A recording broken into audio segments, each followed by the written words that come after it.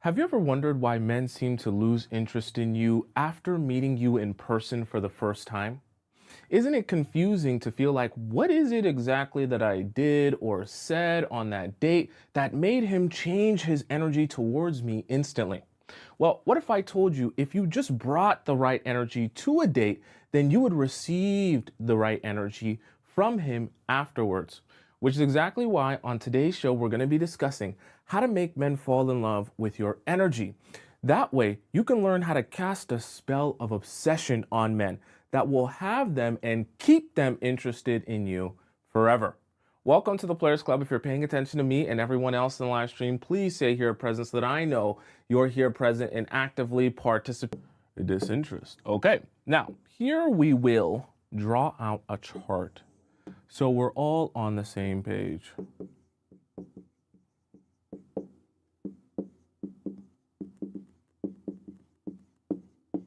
Okay. Point number one is interest versus disinterest. Now, let me kind of break this down, why we're having this conversation and what I want you to take from this. See, this I realized is actually a topic that might be confusing to some of you based on what you might hear from me or other people. Okay, it's been brought to my attention because we have a classroom and I try and help all of the students here. So here's the thing about interest and disinterest that I want you to understand. See, when you're going on dates with men, the energy that you bring is meant to elicit a specific feeling. You know, when people say, oh man, I just love being around you, or you're just so magnetic, or this person, they're just so charismatic, right? It's not something you can really put your finger on, but it's a feeling that you're sure you're feeling within your gut, your soul, your spirit, however you want to describe it. So what you want to understand here is that we're trying to actually do something very special when we're giving particular types of energy to men that they will receive and feel things and then respond to them accordingly. So let's kind of break down both sides of the coin. We'll start off with interest. What is the feeling you're trying to give a man when you're showing him interest? You're trying to make him feel like he is important, okay? And when I say important, I mean like from the standpoint of like, yeah, you go out on dates with people. Yeah, you meet many people on a Hinge and you swipe right on a couple of guys. But there's a difference between being like, yeah, I'm on a date with you versus no, I'm actually interested in talking to you. I'm actually present here. This is actually fascinating to me. I actually wouldn't rather be anywhere else except for here, right? Here's another thing that it makes men feel, right? That we want them to feel at least. We want them to feel seen. What does it mean to feel seen? When someone actually understands you. Someone says, what did I spell wrong? What did I spell wrong? Oh, I put interest like that. Oh, spell police got me. Oh, spell police got me. And it's in the title, spell police got me. Oh, boy. The spell police got me. And I spelled it wrong over here and I spelled it wrong. It's okay. The spell police really got me. Look, it's all over the board. Isn't that embarrassing for me? I'm supposed to be a teacher. That's embarrassing for me. Okay. Spelled right, spell police? Good, good. Okay, perfect. All right, so this is the thing about interest that I want you to understand, right? We want them to feel important and we want them to feel seen. What does feeling seen actually mean? When someone is not just listening to you, but you actually feel like that person actually understands you. Someone said one more? Oh yeah, the top. It's everywhere. It's like a virus. There we go. Okay.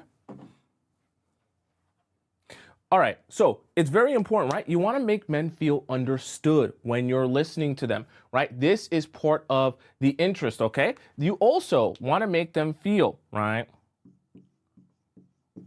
You are present, right? You're not concerned about what's going on over here. You're not concerned about what's going on your phone. You're not concerned about what's happening in the parking lot or what's happening on that date. You're present here, focused on him, enjoying this date, and enjoying this time, right? These are very important feelings for men to feel, right? And I'm going to describe to you why these are important in a little bit. Now let's hop into the disinterest section and the feeling that you want him to feel here. Now, obviously, if interest is meant to feel important, right, we want this to feel very, I guess we can say, unimportant, right? And you're going to think that this is a bad thing, but I'll tell you in a little bit why this isn't necessarily always a bad thing, right? Now, when men feel unimportant, they don't feel like a priority to you. They don't feel like the most important thing in your life, okay? They don't feel like your world revolves around them, okay? They feel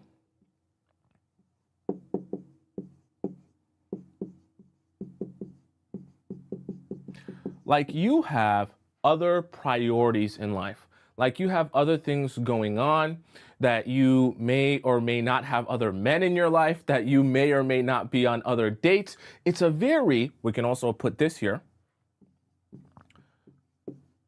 uncertain feeling, okay? Now, you might be seeing both of these and saying, well, Tomisin, which one should we be giving men? Because I hear you and I see that this sounds really good, right? Men would feel good about themselves. They'd feel seen and present and important. But you also tell us a lot of times to not let men have so much of an ego that they think they're the best thing since sliced bread. So should I be making him feel disinterested all the time? Should I make him feel like I don't care all the time? Should I make him uncertain? See, the answer is actually, I want you to be doing both. But the thing about it is there's a time and place for both.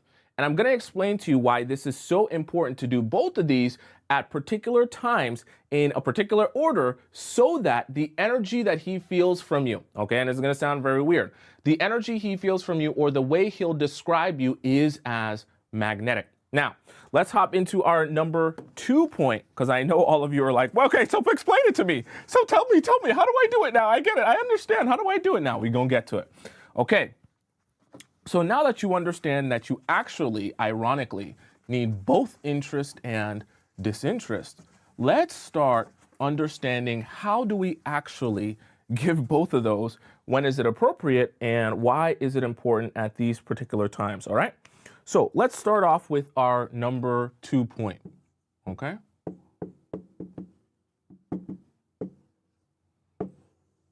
Okay, so number 2 is about timing. Now, I'm going to address how we want to give interest and how we want to give disinterest in a way that hopefully you'll understand, right?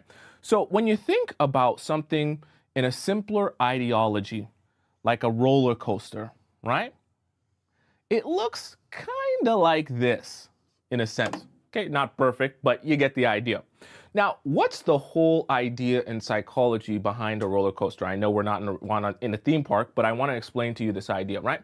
The whole idea of a roller coaster is there will be peaks and there will be valleys, right? Because if your roller coaster were like this the entire time and it just went really fast, sure, you'd have a roller coaster that goes really fast, but it wouldn't give you the same type of thrill that a roller coaster would that has peaks and valleys, especially if those peaks and valleys can be really, really extreme. So how do we apply this to the way that you show interest and disinterest? See, the thing about it is, because they are on opposite sides of the spectrum, you're going to use them the same way a roller coaster would use them for a thrill. You're going to have peaks when you want to show interest, and you're going to have valleys when you want to show disinterest, okay? So the reason that we want to do that is because we want to create a scenario in which there is contrast. That scenario in which there's contrast will make him have euphoria in experiencing you, but it'll also make him feel some uncertainty in experiencing you. Now, I know the first thing that some of you are saying, Tomisin, that sounds very toxic. That sounds like a hot and cold method. No, I do not want you trying to give him a hot and cold method. I want you understanding how emotions work so that you can understand at certain times it's okay to give him a feeling of disinterest, even though you're not doing anything toxic. And understand on the opposite sides of the coin, there's also times where it's okay for him to feel your interest and investment, because we want that contrast to exist in his life in order for him to feel you and be magnetized to you and your aura. So how do we kind of do this in a timing sense? When we go out on your dates, I don't know if I have any more room here, right? We want all of your dates in person, right? In person. Whether it be a date, a hangout, a whatever you want to call it. We want all of those to be your peaks, so to speak, right? Your peaks or your interest times. These are the times where we want him to feel the most like, oh, she's really invested in me. She really sees me. She's really paying attention to me. She's really present here. I have her attention and I have her focus, right? I'm important to her. We also want the valleys to come when you guys are not together, okay? Yeah, not together, okay? So meaning whenever you guys are away from each other, whether it be because you guys both have a work thing to do, whether it be because you guys are hanging out with your own individual friends, whether it be because you went on a work trip, that's when we want him to feel some disinterest in you. Now, I warn you, even in this time here, there are going to be some times where in the process of you guys being not together, we do want to make him feel a little bit of interest. So I won't lie to you. There are other points where you might not be together, and I still want you to make him feel a little bit of interest, but we'll get to that at the end as well. But in a basic sense, what I want you to kind of think of when we're thinking of peaks and valleys, I want you to think peak is interest, is in person, valley is disinterest, meaning not together. Now, like I said, that doesn't necessarily mean that in this timing, we're purposely going to try and give him pain or suffocate him or do anything to try and hurt him purposely, right? It's not necessarily a game. But we want to understand that anxiety, even in itself, when your man is feeling it, especially when you're supposed to be having a valley, is not necessarily a bad thing. In fact, anxiety, the feeling of disinterest for men, especially when you're away from them, can actually be so good for intensifying these peaks. Now, I'm explaining that to you in a little bit, okay? Let's hop into our next point now that we understand the timing of the interest, the thrill, and the disinterest here, okay?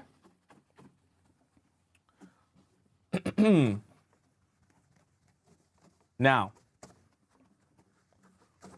gotta stay with me here. We're very, very technical here. You know, we don't mess around. So our point number 3.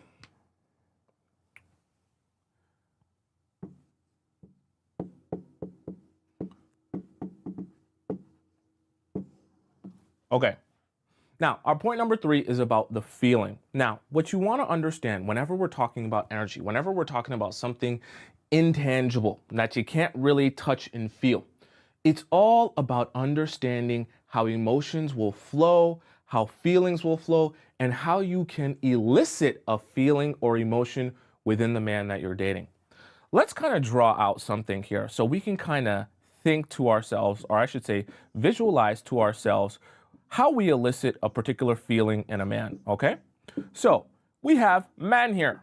Why did I draw that like that? Man is here, okay? Now, something that you may or may not have noticed about, let me even erase this because it's going to be part of our visual. So this is actually kind of interesting, and you may have not noticed this before or thought of this before. So whenever we want to elicit a particular feeling in a man, let's focus first in on interest, okay?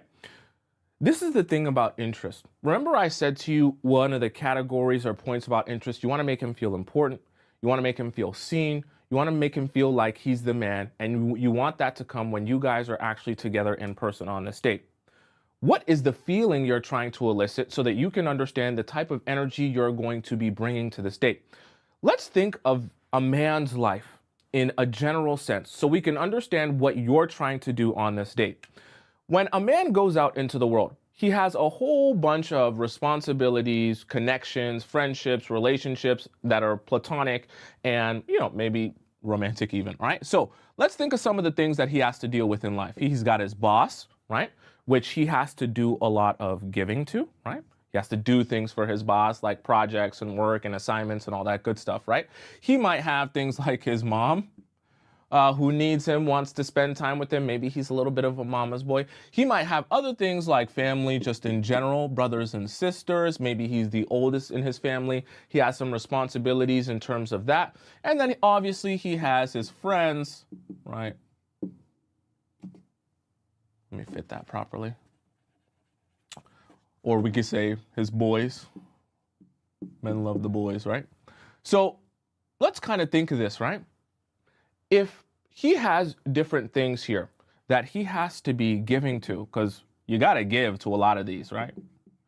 And let's just be so for real. Even when he's with the boys, a lot of times they're going to be doing boy activity. Now, let me let you in as a man. Most of the time, boy activity does not consist of sitting down and talking about our feelings. It might sound toxic, but that's just not what us men naturally do when we're around each other. At least most of us. Maybe some do, but most of us don't do that when we gather around each other. So the reason I'm pointing this out to you, and I want you to take notice of this, is notice how a lot of these connections are based on giving. Give, do things for, take action for my fam, my mom, brothers, sisters, my boss, the boys. We do things together. But how many of those connections are actually returning any of that attention back to him? And when I say returning any of that attention back to him, I really mean, like, how many times do you think his boss is really saying, John, I just want to let you know you are such an important part of this company. We could not do or progress anywhere without you, and the ways that you've come in clutch for us. You are invaluable to the success of this company, and I just want to thank you for your contributions. How many times a day do you think that man hears that from his boss? Probably zero, okay? So, and think about it in his other friendships and relationships. How many times do you think he's really ever getting sat down by anyone in his life and getting told, I really, really appreciate you. I see you. I want to understand you. I want to hear you. I want to soak you in. This is your time to be you and share and just not worry about being anything except yourself. How many times do you think a man actually experiences that in any one of these relationships, even the ones that aren't on his board? Probably little to none for most men. So here's the thing that you want to understand, and this is how it relates to you. If this is an experience that he's rarely ever getting from anyone else in his life, how much do you think you can stand out in a man's mind if you become the first person to make him feel like he's actually important? I'm going to say that again. How valuable do you think you become when you become the first connection in his life that actually makes him feel like he's really important? And I don't mean important in the sense of, oh my God, you got big muscles, you're a big muscle man, you're so hot, you're so sick. No. I'm talking about actually feeling like he matters, actually feeling like his contributions matter, actually feeling like he's important, like people care about him, like people want to hear what he has to say, how his mind works, what he thinks about this, what his opinions are, what his perspective is. How many people in his life do you think are even asking those type of questions? Okay? So the reason that I say that is if you want to bring the type of energy that's going to make men fall in love with you and become invested in you, we want to give him the feeling that he rarely ever gets from other people in his life. Okay? And in terms of this feeling, right, you want to make him feel like he matters. Making someone feel like they matter sounds very simple in, ideology, but when you're actually applying it and thinking about it, how do you make someone really feel like they matter? Are you sitting down with that man and making sure that he feels like this time is for him to talk about himself, to share about himself, to be honest about his perspective, to tell you things that he's never told anyone, to make this a super safe space. It's not about, and someone said boosting their ego, right? It's not about boosting their ego from the standpoint of making them feel like they're so amazing, like no one is as amazing as them. It's about helping them see that this is a place where you actually get to be you. And instead of worrying about how you're going to give and do more and do this and do that and how I'm going to take from you, this is a place where you just get to be yourself. Lay out in the sand and just bask and just share and be free to express. When you give a man that feeling, you make him feel like he actually matters. Something that, I know it sounds very sad, a lot of men aren't really going to be feeling in their life, even with their boys, right? They might play basketball with their boys, they might play video games with their boys, but I can promise you, him and his boys even are rarely ever going to be sitting down and his boys are going to be saying, "Hey, John, how do you actually feel today? What's been going through your mind? What are your deepest fears? What are you scared of for the future?" I guarantee you, most people are not having those conversations with them, okay? So we understand we want to make them feel important. That's the feeling we want to elicit. And that's why we want to do that for them based on their other connections. Now, let's even go deeper into interest and let's put it in a practical sense of what you're going to be doing, what you're going to be saying, and how you're going to be implementing this, because you know I don't like to beat around the bush at all, okay? So now that we've understood the feeling that we want to give, we're going to hop into our fourth point. Now we're going to get into the really nitty gritty, okay?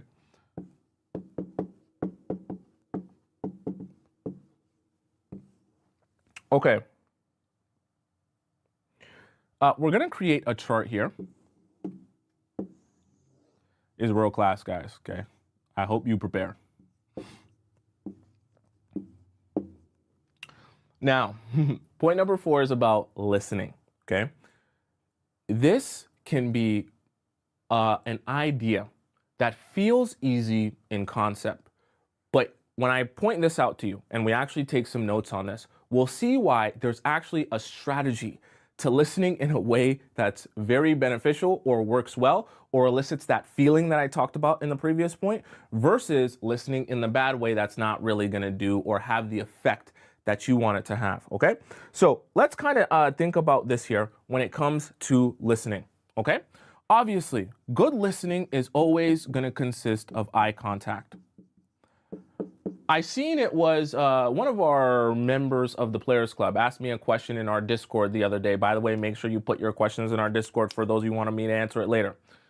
And asked me, hey, I read in a book somewhere that people said, hey, when you go out on a date, you should actually avoid eye contact with a man because when you look disinterested, maybe it will actually elicit the fact that he wants to do more. Don't do that. Don't ever do that. Please don't ever do that.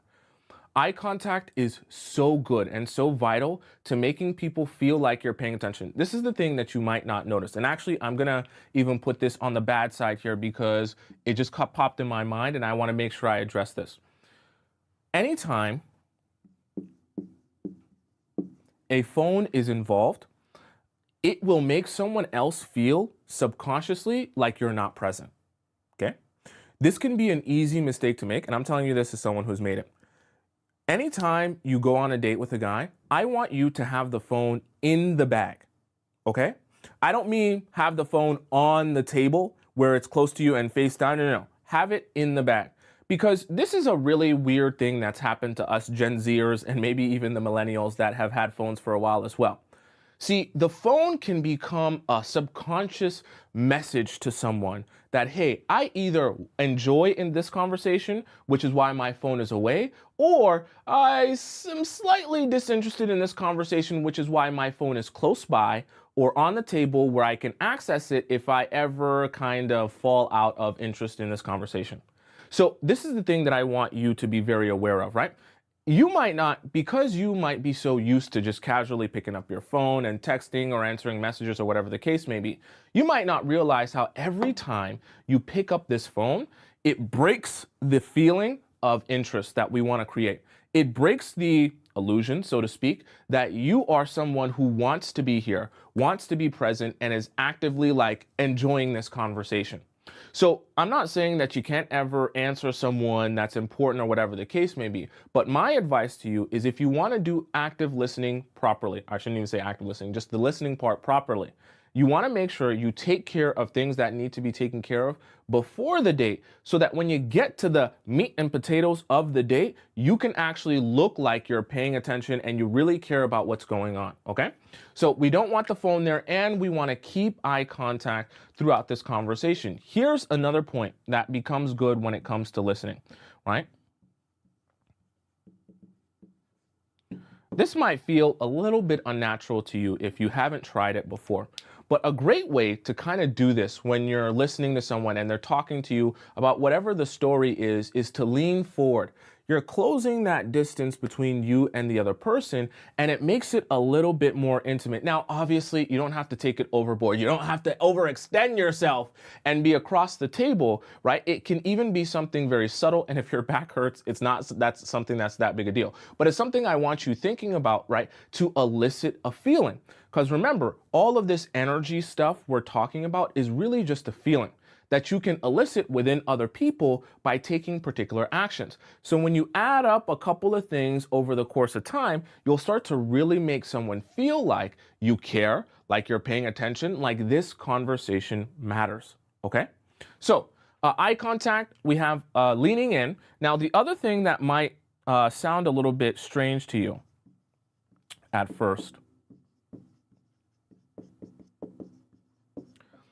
small reactions. So I'm going to give you an example of what small reactions look like so that you can understand what I mean when I'm saying this in terms of listening. So in our first example, let's imagine you're telling me a story and we're on a date. I'm going to show you first what no reaction looks like. So you're telling me a story about your life and your history, and I'm like this.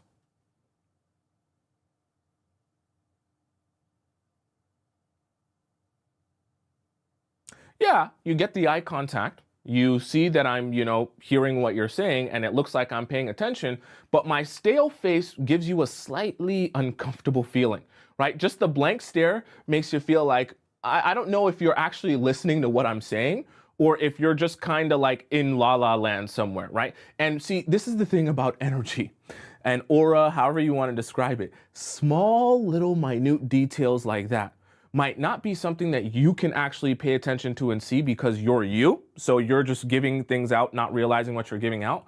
But it's things that other people pick up on, and then they create a scenario or a thought in their mind based on these small little gestures. So that blank stare might not necessarily be a bad thing to you. You might actually be listening, but you don't realize that someone else, the person across from you, the man across from you, is interpreting that as, is she uncomfortable? Is she not paying attention? Is this a weird conversation? Should I stop sharing?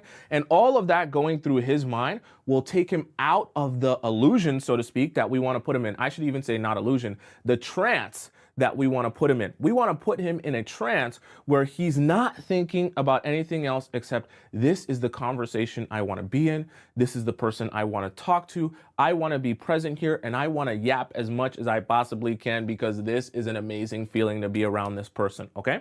So let me give you in a scenario number 2, what good listening is with small reactions. So imagine you're telling me a story and this is my reaction.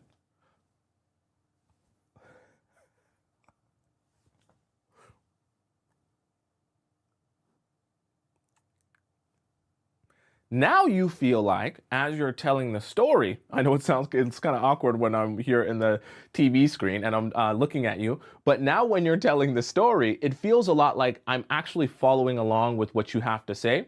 I'm paying attention to what you have to say and I'm taking in this information, okay?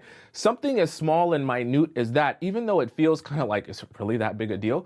Those are the small things that add up to someone saying, whoa, I love talking to you. You feel like home to me. I love sharing with you. I love being around you versus being like, nah, she's kind of meh. She doesn't really make me feel anything. Because remember, we're not just taking men on a slope like this. That's a plain linear slope here. We're taking men on a roller coaster of emotions. So you want that euphoria to be filling him with joy and emotion when he's with you in person, right? So what's another way of bad listening, okay? Obviously, looking away is bad listening. when I say looking away, see, this can be a mistake that happens. And trust me, it's happened to me. So I'm trying to help you avoid this mistake. If you take a position in a restaurant and you sit down with a guy and there's a lot of action going on behind him, you're gonna have to be extra meticulous about, despite the fact there's a lot of stimulus around while you guys are having conversation, try your best not to allow the stimulus to distract you. There's something that happens sometimes, and tell me in the chat here, I wanna see where you guys have been in life. Have you ever been on a date where someone's kind of talking to you and literally the entire time they're talking to you, they're like looking off to the side? So they're like, yeah, so the other day I was literally doing a thing and yeah, I was like at the store. And when I went to the store, there was like these random people over here. And it just made me kind of feel like when they're doing that, even as they're talking, you're almost like distracted because you're like, I'm confused. Is there something going on behind me that I'm missing?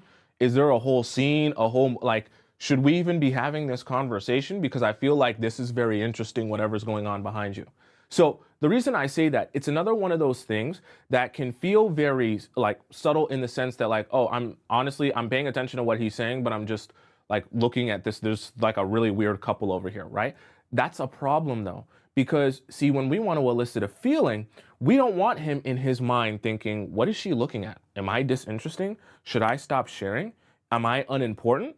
That is the absolute worst thing we want for this date. We want to make him feel unimportant. We want to make him feel like you're present in this conversation. So when you have stimulus, make sure you're focused in. It's going to be hard if you get distracted easily. But if you know you get really distracted, then my advice is for you to face the area that has less stimulus. So the wall, if that makes any sense. Okay. Now we talked about the phone. We talked about looking away, right? The other thing is here. Let's just go over overall body language, right? Overall body language in the sense that if leaning in and making small gestures is obviously going to make him feel interested, then obviously if you're in a place where you seem like, oh, I barely want to be here, right? I'm like, you can be relaxed, but you look like you just don't really care to be here. This isn't really an important event for you. Your body language can also show that on accident, right? And so when we're talking about small reactions, obviously body language would include having that blank stare instead of actually looking like you're present in this conversation, okay? Now, these are just some of the things that will make you look like such a better version of a listener versus looking like someone who is very disinterested, okay? Now, let's hop into our fifth point. Yeah, number 5. Okay. So, our fifth point's a doozy because I know some of you struggle with this here.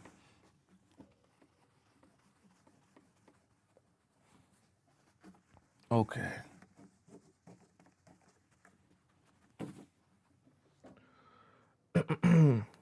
Point number 5.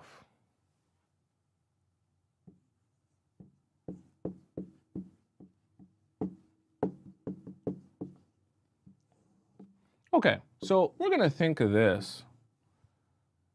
Yeah, I'll draw it like that.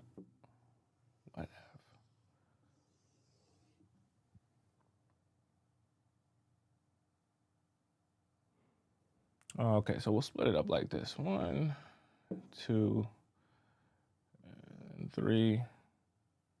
I should have split it up better than that, but you get my point. Okay, so point number 5 is about, I want to make sure I spell that right.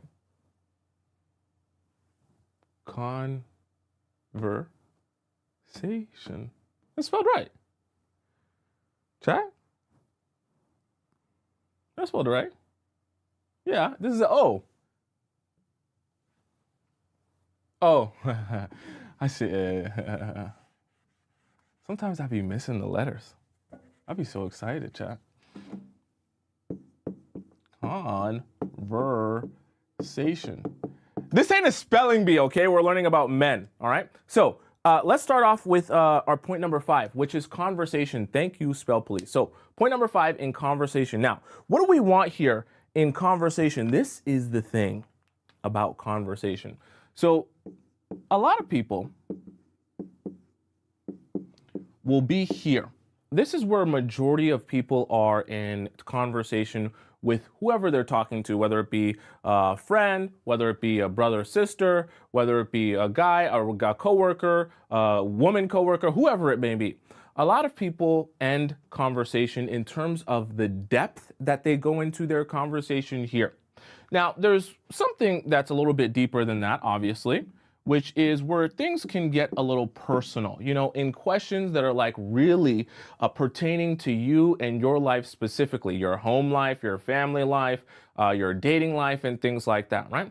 Then you have another level, which is kind of like what we can describe as deeper desires, okay? Now, when I'm talking about deeper desires, things that you regularly wouldn't be talking to other people about because it's just not something that's on the front of relevant conversation. And we'll describe that in a little bit. Then we have like the deepest tranche here, which is child trauma or things like that. Super big fears, things that you're just really never going to be telling anyone except basically your therapist, right? There would just be no real reason to be having conversation like this for the most part with most people. So the reason that I made this kind of a funnel like this is because it kind of works like this in a sense of with people, majority of them are going to stay up here. Most people will never get down here in conversation. Either it will be too uncomfortable, it'll be too weird, or in some cases, it'll just be inappropriate for that type of relationship or friendship, whatever the case may be. So the reason that I'm saying this is because if we want to make sure that you give off the right energy that is going to make men fall in love with you, we want to make sure we're doing the opposite of what everyone else is doing. So if everyone else is staying right around this level and maybe a few people will get over here, you want to be the first person in his life to embrace this down here, okay? Right? And what do I mean by embrace this down here? See, when you're having conversation with someone, understand that from the very beginning, you're creating an environment. And especially you as a woman, you are very good at creating an emotional environment. That emotional environment gets put into place from the very beginning of when you start talking to a man and when you start meeting him. So what do I mean by that? And how do you kind of put this into work when you're dating guys and when you meet them in person? You want to, from the very beginning, say, oh, I love hearing stories about, people, and I love hearing stories about their life. Oh, this thing that you told me that was so interesting. Can you tell me more about this? This is one of the things you want to start off with from the very beginning when you're creating an environment. I'm super non-judgmental. I know that everyone goes through things. I know everyone makes mistakes. Like, I'm not someone that expects people to be perfect. So don't worry about telling me things. I'm not going to tell anyone. I'm not going to use it against you. I actually really enjoy hearing honesty from you. In fact, hearing honesty from you makes me feel so much closer to you, makes me so much more interested in you, makes you so much like more of a real person. I want to meet real, authentic you. You see how everything you're saying here is actually setting in place an environment for getting this deep here. Okay? Because you're not going to get there, obviously, right from the beginning. But you're going to gradually make your way here by prefacing, hey, I love getting to this place, right? When we can get to this place right here, oh boy, this is a magical place. Being up here, boring. I don't want that. I want to be over here. Let's talk about what you really care about. Let's talk about things you never talk about. Let's be in this area here. When you're encouraging and encouraging and encouraging that, then as you get deeper and deeper and deeper on this date, right, you can actually make it easier and easier for him to say, okay, so I was feeling a thing where I'm going to tell you the truth. I hate my job. I hate my job. I hate my work. I hate my boss. I never told anyone this because I don't like to complain. And see, it's good. When you can get here, now you're doing something very important, because remember, we're combining all of these things at once. You can combine your listening skills with your ability to make him feel important, with the feeling that you're trying to elicit, like you're paying attention, like you're here, like you're present, like all this good stuff. And you're getting deeper and deeper and deeper in conversation with him, doing something that no one else regularly does. Now we're creating this aura and energy about you that really can't be recreated by anyone else in his life, right? We're kind of stacking all of these tactics on top of each other so that we can get to a place that is very, very magical, okay? Someone says, couldn't this also lead to a friend zone? You're on a date, aren't you? You're on a date with the man, okay? We want you to get to here with men, right? Because like I said before, remember in my previous point where I kind of described to you the other different connections that a man will have with other people in his life? Most of those connections, if not all of them, he's never getting here with any of them. And we want to separate you. Remember, we're creating energy and aura that's going to make men fall in love with you. We're not trying to create energy and aura that's going to turn you into a friend. You want to know what friends talk about? Casual friends? They stay up here, okay? How was your day? My day was good. Oh yeah, what'd you do today? I rode a bike. I went to the park. Oh, that's so awesome. How you went to work too? Yeah, work was good. Yeah, that's where friends stay, okay? So honestly and truthfully, you want to stay a friend, you want to be in the friend zone, stay right up here. I guarantee you friend zone will be very easy for you, okay? Romantic relationships, right? Girls that he's going to be obsessed with, girls that he actually wants to invest in, they're going to exist down here. That's just the reality of life, okay? We're all emotional beings. Let's hop into our point number 6, okay? Damn, y'all making me erase a lot. There's a lot of drawing on here. Okay. Point number 6 on the way. Okay. Now, this is another key way when we're talking about interest, because I know interest is the hardest one. Ooh, why am I pencil like that? Okay. So, you love when I draw you, don't you? I know you do. You're here. And men here.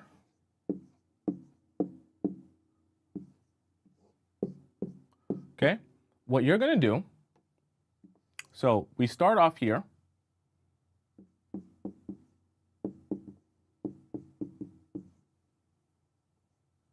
And this is what I want from you, okay? When you go, so point number 6 is pair it. Now, you're probably wondering, what do I mean by pair it, and how are you supposed to pair it properly? How does that affect anything that we're doing here? See, what I want you to do when you go out on your dates, part of being an active listener is also showing someone that you're listening by repeating back to them exactly what they just said. So you don't have to be perfectly saying, okay, well, I'm going to pay. What exactly was that last word in that last sentence that you said? I need to repeat it back word for word. That's not what you need to do. All I want you to do is when he's sharing with you a story, when he's talking about his life, when he's talking about his experiences, I want you to take in the story. So you're going to have to actually pay attention to this. Then when you're going to ask your next follow-up question, I want you to repeat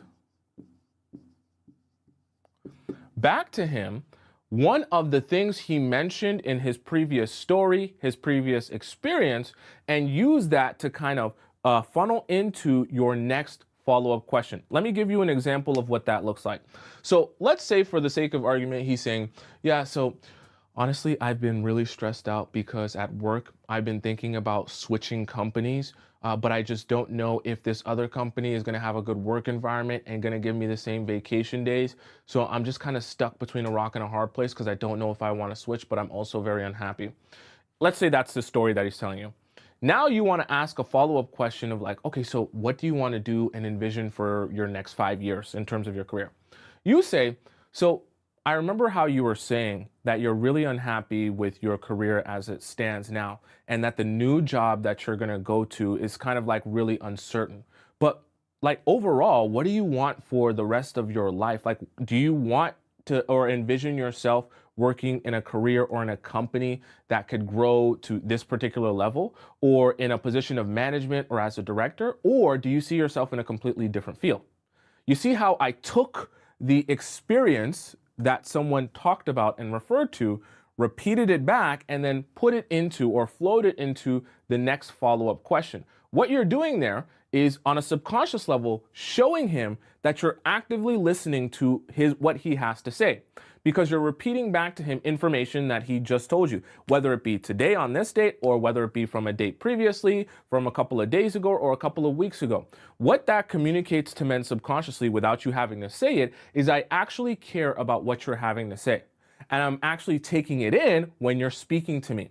It seems very subtle, but it communicates something very, very important. Remember that feeling that we want to elicit in men, that they're important, that they matter, that you're interested in this conversation, that you're present here, that you have nothing else on your mind. You're communicating that when you do things like this. The reason I'm calling it parroting is obviously because you're kind of parroting back the information to him in a way that shows him you're obviously listening. Does that make sense to all of you so far, right?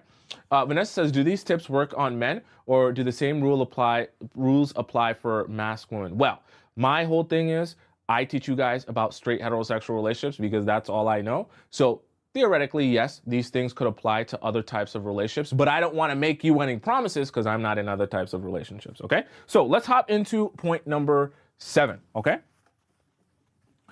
You parrot things back.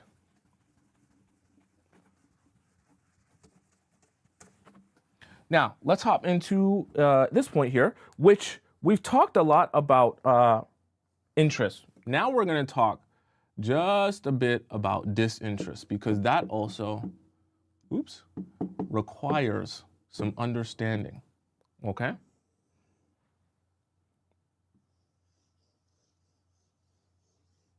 Okay, so when it comes to, so our point number 7, sorry, let me introduce this. Our point number 7 is about stories, okay? Now, when it comes to stories, what I want from you is something very, very important.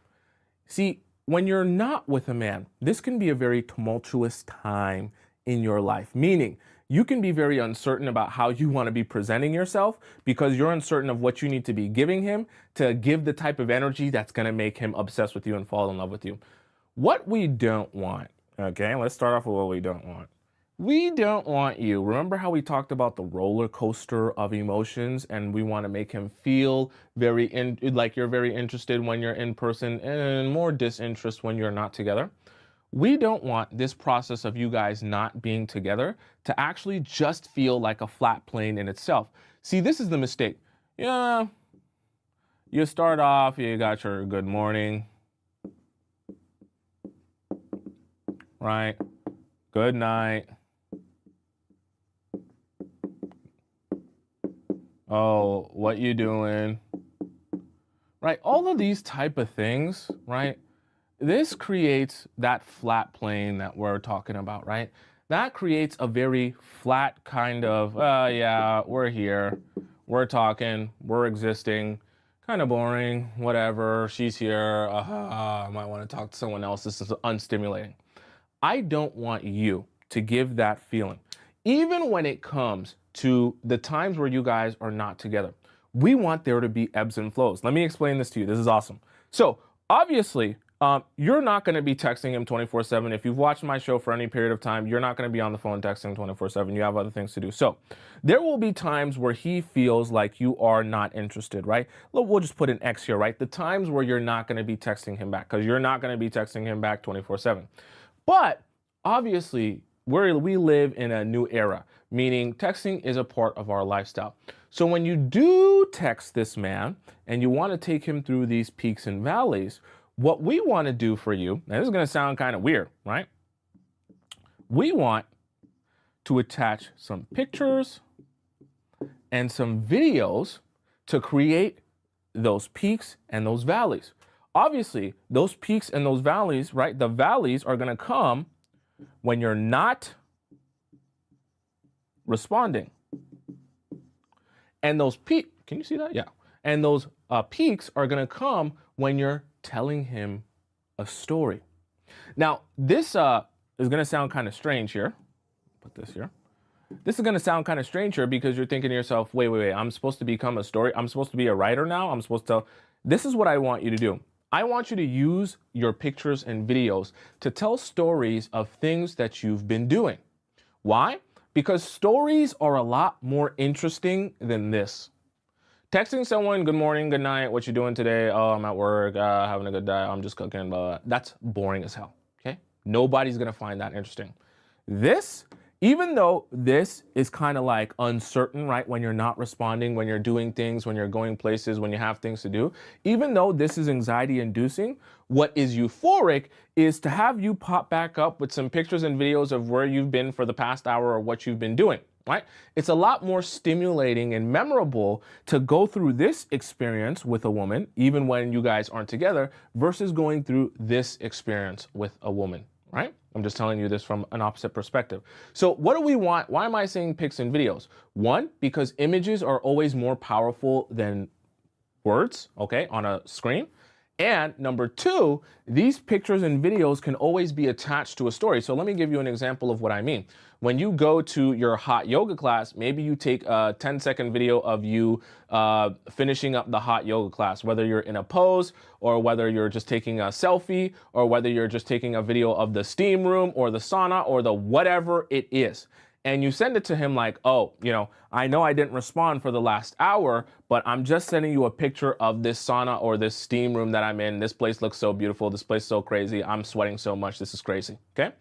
These are always, whenever you can attach a story and give an image, always more powerful for your romantic partner, especially to make you stand out more, make you be more memorable, and take him through a little bit more of these peaks and troughs. And like I said before, it doesn't have to be a toxic thing. It doesn't have to be oh, I'm not going to message him back for exactly 93 minutes and 35 seconds because I know I need to take some time. No, it doesn't have to be that. It's just living your life and understanding, okay, at this time, I'm enjoying myself. I'm present in the place that I am. I'm doing hot yoga. I'm at the gym. I'm going for a run. I'm whatever it is that I'm doing. I'm going to be present here and not worry about texting my guy back, not worrying about whether or not he has anxiety, because during this time, I want there to be a valley of anxiety. I want there to be a valley of mystery, of uncertainty. That's okay. I'm doing something that I needed to do anyways. So what I'm not going to worry about is whether or not he has anxiety. I'm going to let his anxiety stew if it's going to stew. Then when I'm ready to come back and text because I actually have time, because I'm actually available, he'll get a story from me of what I've been doing. Then he'll get to talk to me for a little bit. And then once again, once I start doing my next thing, he'll go through his peak and his valley. So this doesn't really have to be about, hey, I'm not going to respond for an hour or for 30 minutes or whatever. It's just really about saying, okay, his anxiety is okay. I'm not going to overextend myself trying to respond to every message in the first 30 seconds. When I have the time, when I'm free, if I'm not doing something, if I'm not supposed to be present somewhere else, then I will message him back. Now, this is the key element to that. In order to give him these peaks and troughs properly, you actually have to have things to do. So if all you do is lay in bed and rot away, you're not going to have a lot of pics and videos to send of doing anything, are you? So this is kind of points out to you a different problem that you might have. If you don't have any pics or videos to send because you don't do anything in your day except lay in bed and scroll through TikTok and Instagram, well, now you have a different problem. And that problem needs to be solved. We need to get you doing something. It doesn't even have to be, oh, I'm working all day. It doesn't have to be, oh, I'm going out to restaurants to eat all day. It doesn't have to be that. But we need to give you something to do that you can actually have some pictures and videos to send him of you doing something. And if you're not, we need to work on that first, because I promise you, you're not going to have any successful relationship with the man if you have nothing going on in your life and all you do is sit around and text him and try to play texting games with him all day. Okay? So, does any of this not make sense to any of you? Do you guys have any questions for me, aside from why my spelling is so bad, of what you should be doing here, or how you should make adjustments, or anything that we discussed here in today's topic of how to make men fall in love with your energy, okay? Does that make sense to all of you? By the way, for any of you who have a personal question for me that is unrelated to the show, you can always ask it through our private hotline by going to link in my bio on TikTok, or in my description on YouTube, click where it says private relationship advice. And then you can ask your question to me, type it out as many statements and paragraphs as you want, send it in to me, and I'll respond with a voice message to your email, okay? Lisa says, I love this and I can't wait to implement it. It's exciting. It's exciting that when you go on your first date, you'd be like, oh, I have all the secrets. I have all the secrets. Someone says, what about sending him memes or videos? That's a great question. My advice to you, the memes and the videos won't have the same effect as the pictures and videos of yourself and your life, because the memes and videos aren't attached to any story that's related to you, right? I don't know if you've ever experienced this, but when you send someone memes and videos after a while, they might watch them and send a crying emoji or send a little, the reaction thing that people do nowadays, or heart it. But for the most part, it's not going to stimulate any conversation, and that doesn't really make you any more interesting. Okay, does that make sense? Let me see here. I see a lot of you guys have some questions. By the way, thank you to Cece, who just donated $2 in the YouTube chat, and anyone who donated in the TikTok chat. Thank you. I appreciate that. Cece says, what if we work from home? Well, then you still need to figure out a way that you're going to get out of the house. See, any of you that work from home, that's a great question, Cece. Any of you that work from home, and I'm telling you this, someone who works from home, right? Why do you think I'm always late? Because I'm outside of the home when I'm not here doing things in the home. So if you work from home, you have to go outside, and you have to be very meticulous about your going outside routine so that you don't end up your entire day is just in the home. Very, very dangerous for those of you who are work from home people, because your life can just become wake up in your pajamas, don't even do your makeup, don't even do your hair, take your Zoom calls from bed or half asleep in your pajamas, and then casually eat food at home, do whatever you want, laze around, watch Love is Blind, and then your day's gone. That's not good. Okay. So if you're a work from home person, make sure you get meticulous about building a routine about things that force you to go outside. Whatever it is that you have to do that day, whether it be the gym, whether it be you're just going to go for a walk, whether it be you're going to go you have to step out. You have to, if you work from home, because your life can very quickly just become being inside the house and only seeing your four walls. Very dangerous for your mental health. Okay. Burrito Queen says, a guy I haven't met before started messaging me on Facebook, and after one day of us chatting very briefly, he sends me "Good morning, beautiful." Like, huh? Who? Hey, trust me, it's this can become very flat and uninteresting very quickly. I don't want that for you. I only want you having some good conversation. BK says, you definitely need to work on going out more, but I do get dressed. I look good and smell good even while alone. That's good too as well, right? But obviously when you feel like you have somewhere to go or somewhere to be, that can be even better. I would love that for you.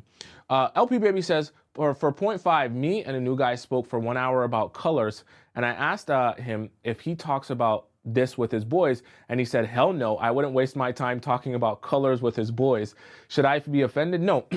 See, that's a great question, LP Baby. What you guys have to understand about men, which is very interesting, is they're a different version of themselves with you that only you as a woman can really bring out from men, right? Men do have a sensitive side. They have a soft side. They have a side that's interested in different things and is open to trying different things. But it sounds very weird, but they need a woman to actually bring that side out of them. It's just very difficult for them to be that side of themselves with their guys. And it's not something that's meant to be like anything weird. It's just with men, you are a particular type of version of yourself. Then when you're with your woman, you're a different version of yourself. I don't know, so I'm weird, okay? If you guys ever watched a video of a couple, so they have this thing that's like the GQ couples. The other day I watched, it was India Royale and Lil Durk. Lil Durk's a rapper, for those of you who don't know, right? Lil Durk's, he's a street rapper, so he's super hood, super tough, super manly, super masculine, right? That's his whole MO. But when you see him in his interview with his woman, right? That's his girl that they've been together for years. He's smiling, he's laid back, he's talking soft, he's very, soft spoken. He's talking about different things that you never thought he would be. And she's talking about shows, he's talking about different sayings and inside jokes that they have. And it's like, whoa, you would never think that there's this side of someone who's supposed to be a hard street rapper. But with his woman, and when his woman is present, his energy is completely different. Right? You just have to understand there's kind of like, we need each other, right? So the men, we need you as women. You do something for us that we can't receive from men. So you have to kind of embrace that and understanding that, hey, the person that he is with me is not going to necessarily be the person that everyone else sees, even his coworker sees or his family sees. I might get a very intimate side of him that literally no one else sees. And that actually is bonus points for you, LP Baby, or anyone else who is experiencing that with a man, where you see a very vulnerable and particular side of him that no one else is seeing, because that means excuse me, that means that there is emotional trust there for him to be that side of himself. Because trust me, it's always been there. It's just taken someone very special to bring that out, right? Does that make sense? Ambar says, when all this raising grown men ends, if you are of the belief that letting your man be vulnerable and share and encouraging him to be his true authentic self is raising a grown man, then you're not in the right mindset to be in a relationship. I'm just going to be honest with you, because you're thinking that you're not realizing the power of your femininity in a relationship is to bring that side out of a man. If you think that your power in a relationship or your specialty is to be more like a man or to outdo the man at the things that he's already good at, you're in the wrong thinking. I'm just going to be honest with you. And you're going to find a very struggle to be in relationships, because your superpowers are not the same as men's superpowers. So you should be embracing the fact that I can give you as a man something that you can't receive by yourself. That should be something that you actually enjoy, right? Because also understand that that means if you're not in his life, then he's not getting all of those things. That's awesome, okay? Nicole Cottom says, I'm working right now, always working while watching the show. Good, that's perfectly fine. Oh, Blue says, for the fourth point, let me scroll up here. She says, for the fourth point of listening, I don't have my phone on the table on dates, but the men always are on the phone. Why the double standard of them saying they appreciate my full attention? So Blues, that's a great question. What I want you to focus on is controlling what you can control. Obviously, it would be disappointing and disheartening to go on a date and have someone else be on their phone the entire time. But what I want you to do is I want you to fight the urge to go tit for tat. I want you to focus on giving the energy that you know is most important to making someone feel like you're present and you're there.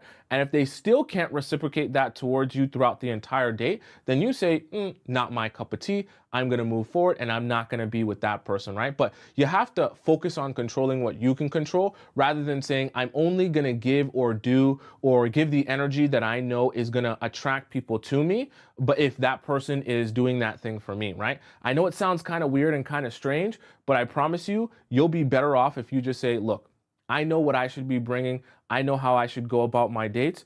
I'm going to make sure that I do what's necessary to be respectful on my dates. If someone else decides to be disrespectful, that's on them, and I'll never see them again. Or you can just get up and walk out of the date and on the date if it's really that bad, okay? It's your choice. Gut says, there was a man who went to jail because he used his wife's pictures to catfish other men. What? That's kind of weird, okay? Monique says, it's a superpower when you have that man actually open up and be himself like he's your friend. Yes, Monique, I 100% agree. I know, hey, it's unfortunate because 2025 and all these people in your life are teaching you that you should try and be more like men. And that's the secret to having good, it's not. I'm telling you this, it's not, okay? We as men, we don't want to be around more men, okay? We're not trying to marry a man, all right? A straight man at least. We're trying to marry women who are feminine in their nature and in their spirit that can give us different things and bring different things out of us, okay? You have to understand the contrast is good. Everything doesn't have to be exactly the same. We do the same thing. We have the same life. We have the same feelings. No, contrast is okay. Men and women can be different, and you can embrace the fact that the things that you'll bring out of him will be different than the things that he'll be when he's outside in the world, okay? Yo-Yo says, Tomisin, they say don't reply to his text quickly. Does that really matter? My own personal advice is rather than focusing so much on how long it takes you to text each time, I want you to focus on having a life that it's impossible for you to text him all throughout the day, 24/7, every 2 minutes. Do you understand what I'm saying? Because sometimes people hear, oh, don't text back quickly, and then they still have no life. And then all they're thinking about is, let me wait 30 minutes between my no life to text him back each time. You're not in the right headspace, okay? That's why I say it doesn't have to be a game when you actually are in the right place mentally. When you have a life, you're not playing a game when you don't respond. You're just paying attention to what you're actually present in. Do you understand what I'm saying? And then when you have time, you're available. So what I mean by that is, I'll give you an example from my life. I'm not a good texter, okay? I'll just be honest with you. So don't be expecting that from me. But I'm not a good texter, but that doesn't mean that there won't be certain points. Well, I'll respond quickly. Okay. It might take me a minute, 30 seconds, 2 minutes to respond to your message. Now, will that be all the time? Absolutely not. But definitely those times will come when I'm actually available and I'm actually able to pay attention to the text and text, rapidly. But there will be other times where I'm paying attention to what I got going on and I have to be present there, and I will allow myself to be present there instead of saying, "Oh, I have this thing going on, but let me make sure I get this text out," right? You got to there's a balance there. There's a dichotomy there, okay?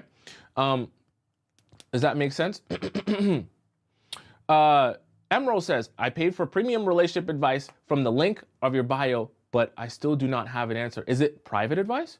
If it's private advice, you got to give me like 7 days, maximum, because I have to take my time. There's a lot of questions and there's a queue. So when you ask, whether it be a private or even a premium question, when you ask it, there's a queue. So I have to go through the queue first, right? It takes me like a maximum of 7 days, not too long though, okay? Nathana says, is it okay to a good morning and good night and implement pics and videos throughout the day, or strictly pics and videos? That's a great question. So you can obviously, good morning and good night is not like the devil text or anything like that, right? It doesn't make you a bad person.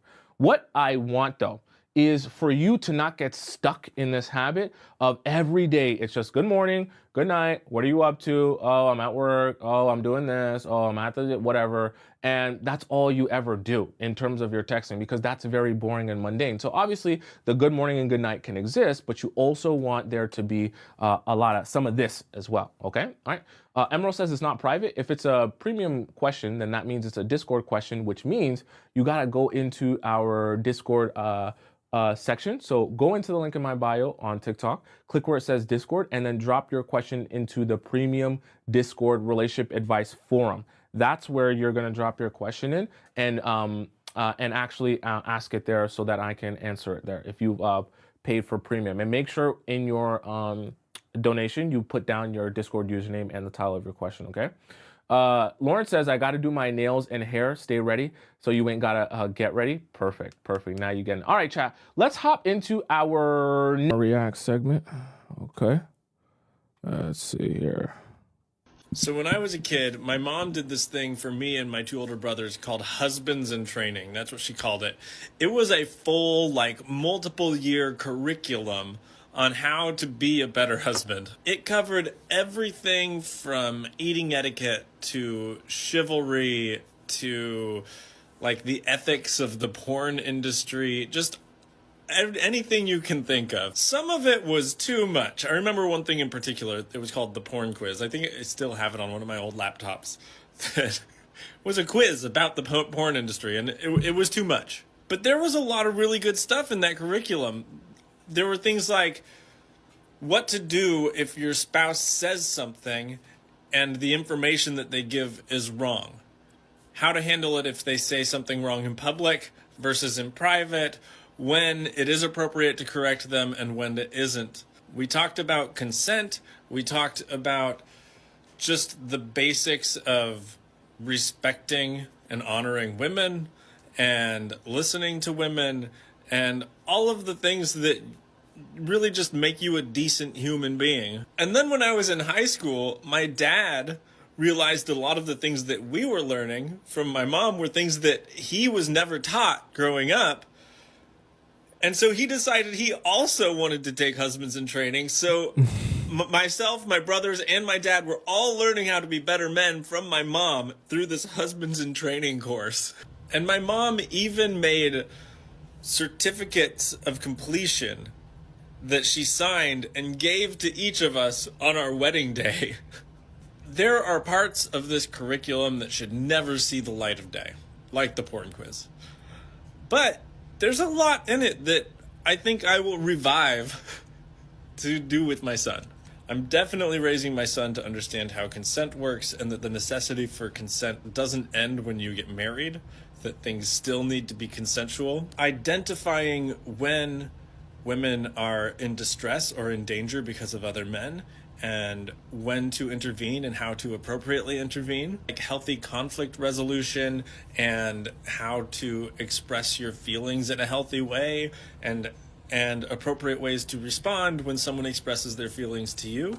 Because I gotta say, my brothers and I, we're all married, and I think all three of our wives really appreciate the hard work that my mom did trying to raise some decent men.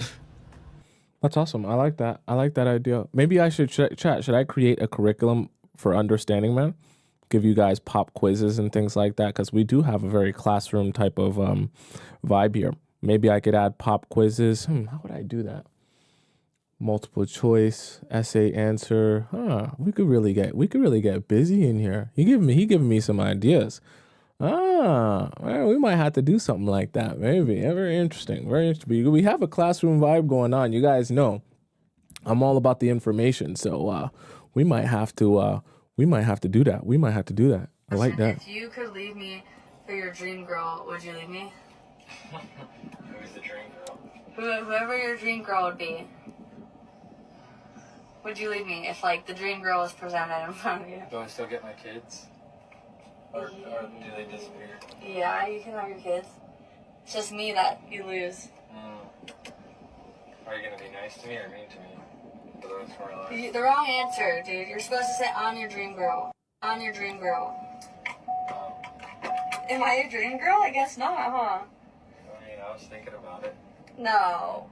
I'm not your dream girl? Yeah, you are. Now, I wanted to use this video to illustrate several points. First of all, you have to listen, but you can easily hear the truth. I also want to dispel the myth that being the dream girl has something to do with how you look. This girl is gorgeous. She's about 100 times more attractive than her husband, and yet he's still looking for something else. But it's actually not something different physically. It's something to make him feel better and look better. This is why for ordinary men, the dream girl is almost always a celebrity. The only reason they want her is to show her off to other men. So other men will think he's so cool, and that will get him a better position in his own life. I guarantee you, you could tell any of these men, you can have anybody you want. You can have Zendaya or Margot Robbie, Shakira, Beyonce, Anya Taylor-Joy, Natalie Dormer, whoever. But the only catch is they will come to you at night and no man will ever see you with them. And, you can have the most passionate, intimate relationship. They'll do anything you want, okay? Or you could see them for 30 minutes during the day, and all the guys in your life are going to see you with this woman, but she despises you, but she'll make nice in public. They would always pick the second option because it's just about how they look to other men.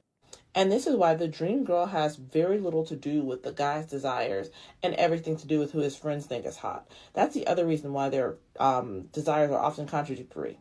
Oh, he wants a freak in the sheets, but a girl with a low body count. One set of desires is for his friends and the other is for him. He wants a beautiful girl with a low body count to show off and make him look like the man in front of his friends, but he also wants somebody who can give him pleasure personally. He wants somebody to cosplay submissiveness so his buddies think that he's in control, but he actually wants a woman to do all the work around the house. These things don't go together. And I keep telling you all, when men are dissatisfied with their own lives, they look to the women around them for a sense of identity. Okay, we're going to pause it there because I actually really like that statement. And that was exactly where my mind was going when they had this whole thing here. This question is very interesting to me because it actually is as weird as it feels like, oh, it's speaking towards how he feels about her. It really doesn't. What you have to understand about the psychology of men, we might have to really start doing some pop quizzes. You have to understand the psychology of men.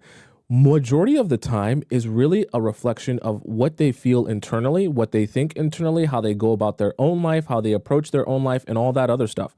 Your relationship is really just a reflection of what's going on in his own mind and in his own spirit. So the reason that I say that is, let's think about this and break this down. A man who is very direction focused. He knows what he wants. He's a go-getter. He tries things. He fails, but he definitely succeeds. He's gotten to where he wants to go in his career. He does what he's passionate about, all that good stuff, right? When you have a man that's driven like that, and that's what's going on in his mind internally, and that's his approach to life. When you think about that man going out to actually seek a wife, he's going to be seeking the best of the best, meaning like obviously a girl who's attractive, but also a girl who has all the intangibles that he knows he needs in order to have a successful relationship and a successful marriage. So by the time he marries that woman and she asks him, hey, would you give me up for your dream girl? He says, but no, you're the girl that I want to be with. Why would I marry you if you weren't the girl that I want to be with? I approach my life by trying to get the most out of life, which is why I'm such a go-getter, which is why I do everything for myself to give to myself and be the best man I can be. So when I looked for a wife, I looked for the best possible wife I can find. There is no, I'm one to do better than this, or dream girl, I'm going to be. No. You are the girl that I've been wanting. You're not some sort of like constellation prize, right? So you understand what I'm saying? So the reason that I say that is when you get with men who are like, yeah, would I still get to keep you? Would you still be around? Like, when you get that response, what you're not realizing is it's really just a reflection of him himself. If he has not tried to squeeze all the juice out of the orange for himself in his own life to get to where he wants to go, then he's going to be doing the same things in terms of picking a partner, just getting what's just barely good enough for him or what he can attain on there. Okay, did I say constellation? I said constellation. I said consolation prize, sorry. And so that's the thing, right? It's a reflection of how the guy feels internally about himself. Because if you're a go-getter, then you go get the best woman you can. And then you're not saying to yourself, oh, maybe I'd be with the dream girl if I possibly. No. You are the girl that I wanted because I chose the best girl that I wanted. Because I did for myself to put myself in a position where I can choose the best girl out there. Yeah, you see how that works? Maybe some of you don't get it, but when you arguing with somebody and they breath stink, oh, you talking shit. When you arguing with somebody and they breath stink, oh, you talking shit. Okay. Who sent this to me? Okay, all right. If you are a high value woman, but you accept really poor treatment. I'm not one of those people that believes that you have to have a man pay for your rent, your car. I don't necessarily think that's necessarily high standards. What I mean by high standards is you've selected a partner that does not Why is this cause you happening? chaos. Sorry, this is very distracting. I wish she wouldn't do this. Does not cause you chaos, and you don't cause them chaos in their life. You create stability where you can build a home and a family. If you have low standards in the partners that you accept, what will happen is your life will feel like a roller coaster. If you are a high value woman, but you accept really poor treatment. I'm not one of those people that believes that you have to have a man pay for your rent, your car. Here's the thing. So it's true in terms of, okay, the thing about stability and the roller coaster, because obviously we drew a roller coaster today when we're talking about energy. The thing about emotion and energy and approach to a relationship is things are like fluid. They're ever changing, meaning, of course, when you get into a relationship, you're not trying to take someone on a drastic roller coaster of emotions where one day they don't know if you like them and then the next day they think you're in love with them. That's not what a romantic relationship long term is supposed to be.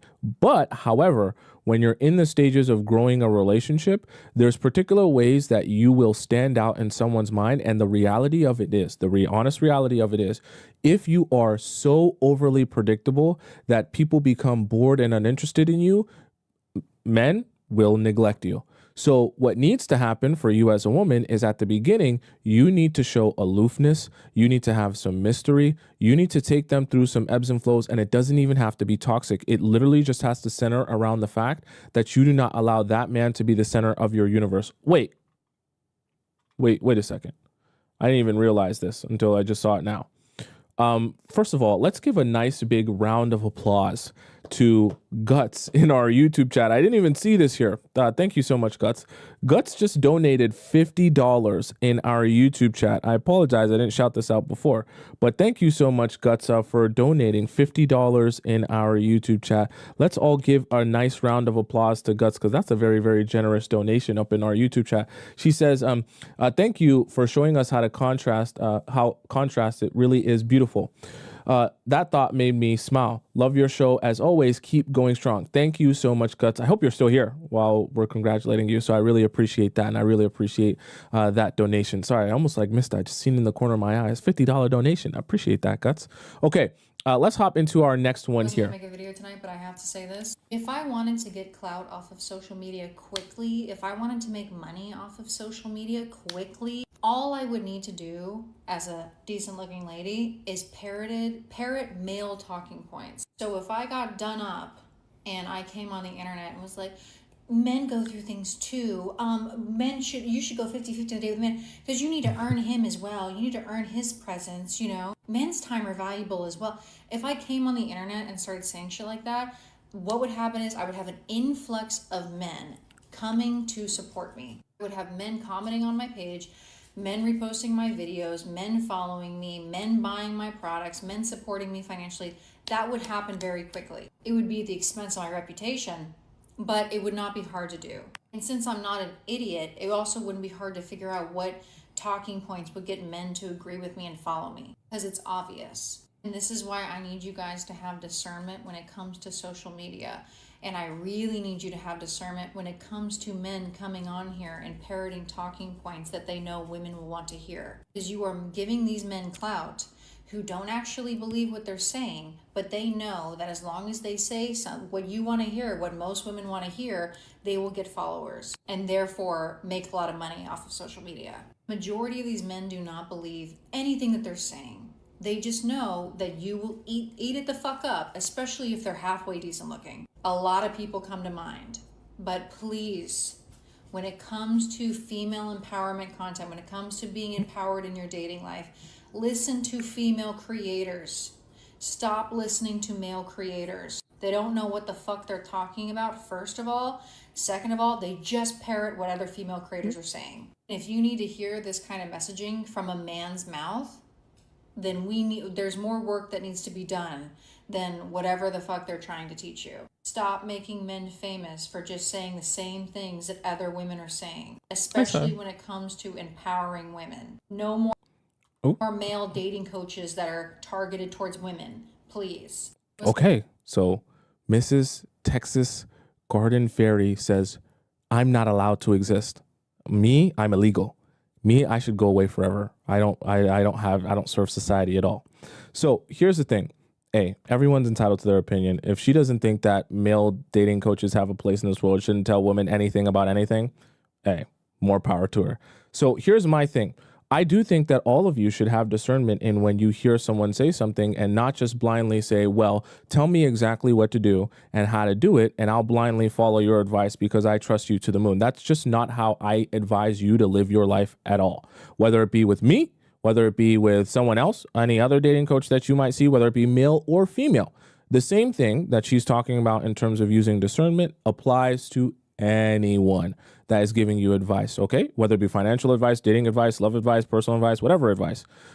Because you have to take whatever they're saying with the understanding they're obviously going to be telling you about things they've experienced. They're going to be telling you about things that they've seen in their own life, but you have to figure out how that information applies to you in a way that actually works for you. Even when I go through these examples and stuff on the board, I'm going to be trying to give you guys information that you can take, break down, decode, and then see, okay, how do I actually put this into action for myself? Okay. It's not about me just giving you some sort of cookie cutter answer that's supposed to work for everyone. That's not how it's supposed to work. The other thing, at least I'll speak for myself, is I'm not going to tell you what you want to hear. So if you guys come to me expecting me to like sugarcoat things or make things sound better for you or to make the situation sound more that's not me. Okay, you guys know it from our Discord questions and from our show. I'm not going to tell you what you want to hear and make it sound nice and make it sound magical, okay? I'm going to tell you the truth, and I'm also going to help you strategize. I'm your strategize guy, okay? I know for some other coaches, they like to talk to you, oh, the men don't help you do this, and they're so bad to you, and they're so evil, and blah, blah, blah, blah, blah. Me? I'm not really interested in that. My interest is in, cool, we understand what the men do, how they go about things, and how they strategize. So why don't we put together a strategy to help you see some success in your dating life, to help you actually get the one up, to help you understand what he's trying to do so you can understand how to counter that, right? It's like a war in a sense, right?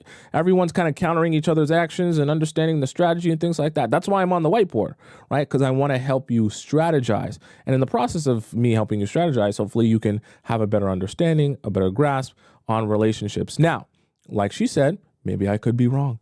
Maybe I'm an idiot. Maybe I have absolutely no idea what I'm talking about. If that's the case, perfectly fine. Not everything I say is necessarily supposed to resonate with you because I'm just one human being.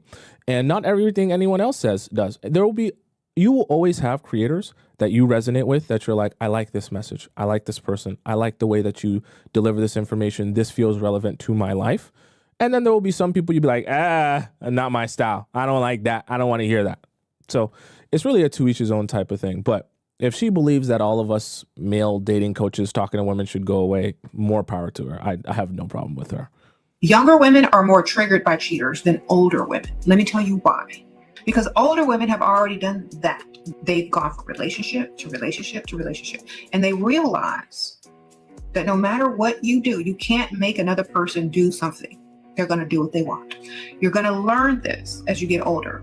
And you're going to just start to focus on what you want instead of trying to control another person. You're just going to focus on your goals, what you want to create, what you want to build. And at the end of the day, you're going to have your dream life and everything you wanted in it. Okay. Now, if your dream life is not focused around a man being perfect or faithful to you, then you could have your dream life. But if your dream life focuses on a man, then that's going to be your focus. See, we're there for the lifestyle and our dream life. Are you there for the man? That's what the younger ones have to realize. Are you there for the man or the lifestyle? If you say both, great. Which one is worth more? Okay. So here's the thing. I disagree in some areas. There's other areas where I agree, in the sense that, see, part of dating is controlling what you can control. So you know how we strategize here on this board?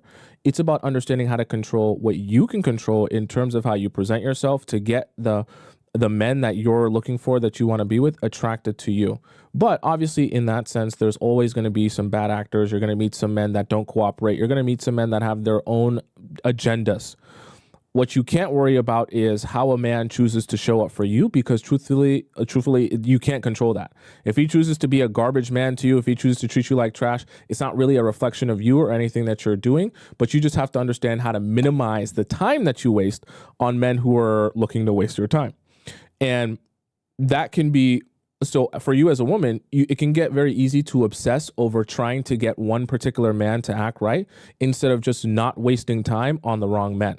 So that's one of the things that we talk about in the Players Club, how to quickly identify the wrong men so that you can quickly move forward. That's part of the strategy here, right? We also, in the process of getting you to find the right man, want you to spend as little time as possible with the wrong men, right? Because your time is valuable. Your time is your life, right? And your life force.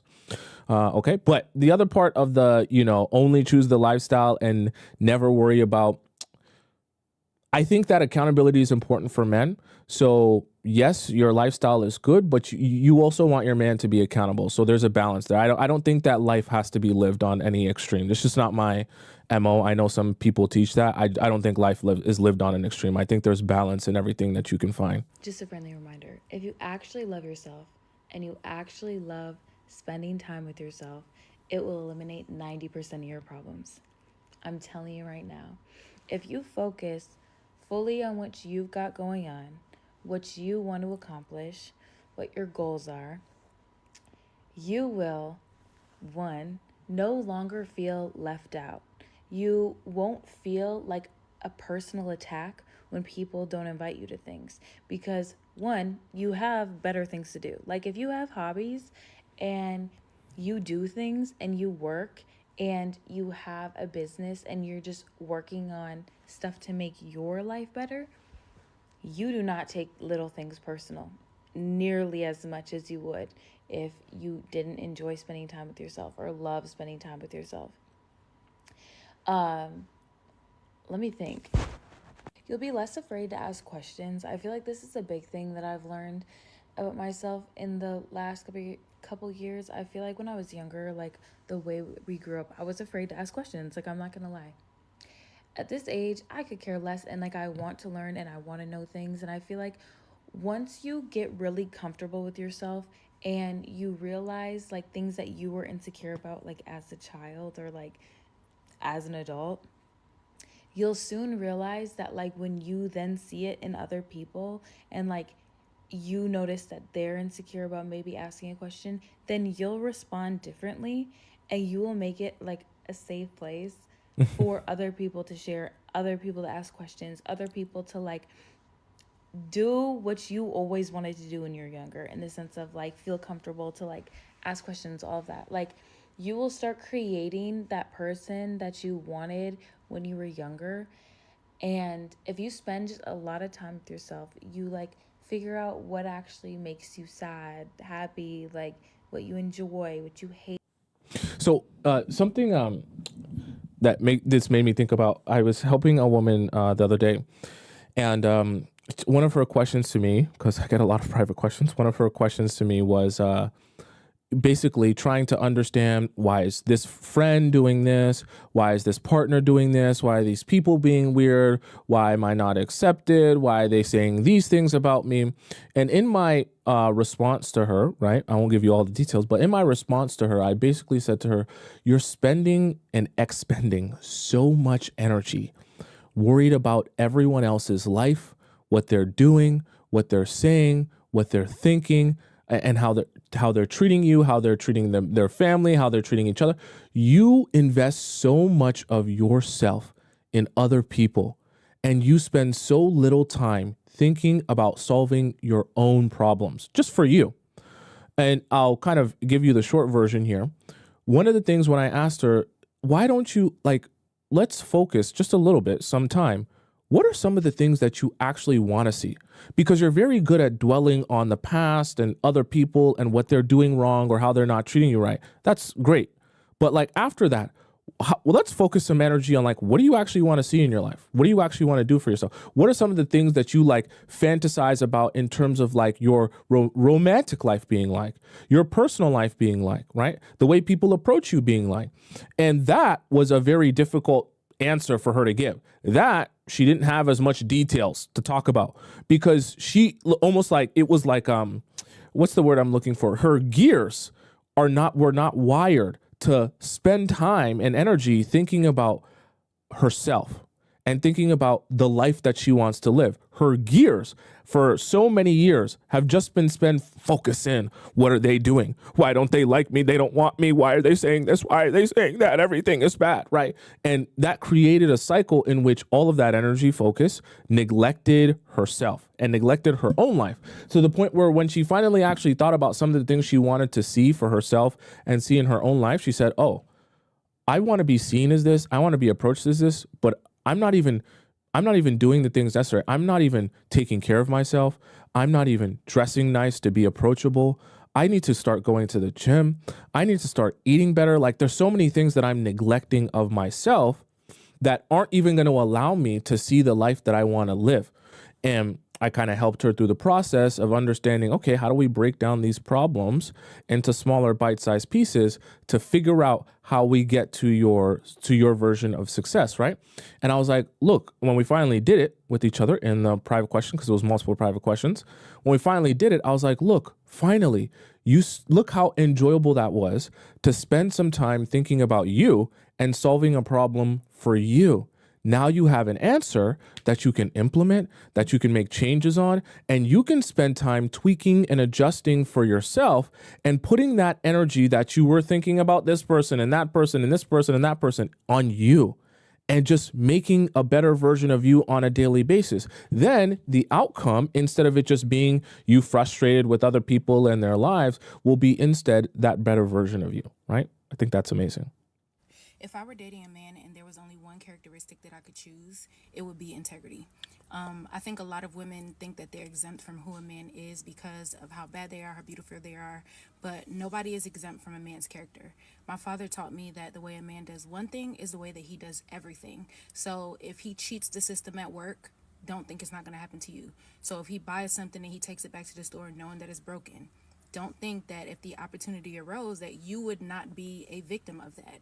The fact that so many women bypass who a man is because of who he is to her in that moment is the reason that a lot of things happen. And it's the signs were there. He wasn't doing it to you. He did it to the people who he didn't need. He did it to the people who weren't sucking his... He did it to the people who wasn't giving him...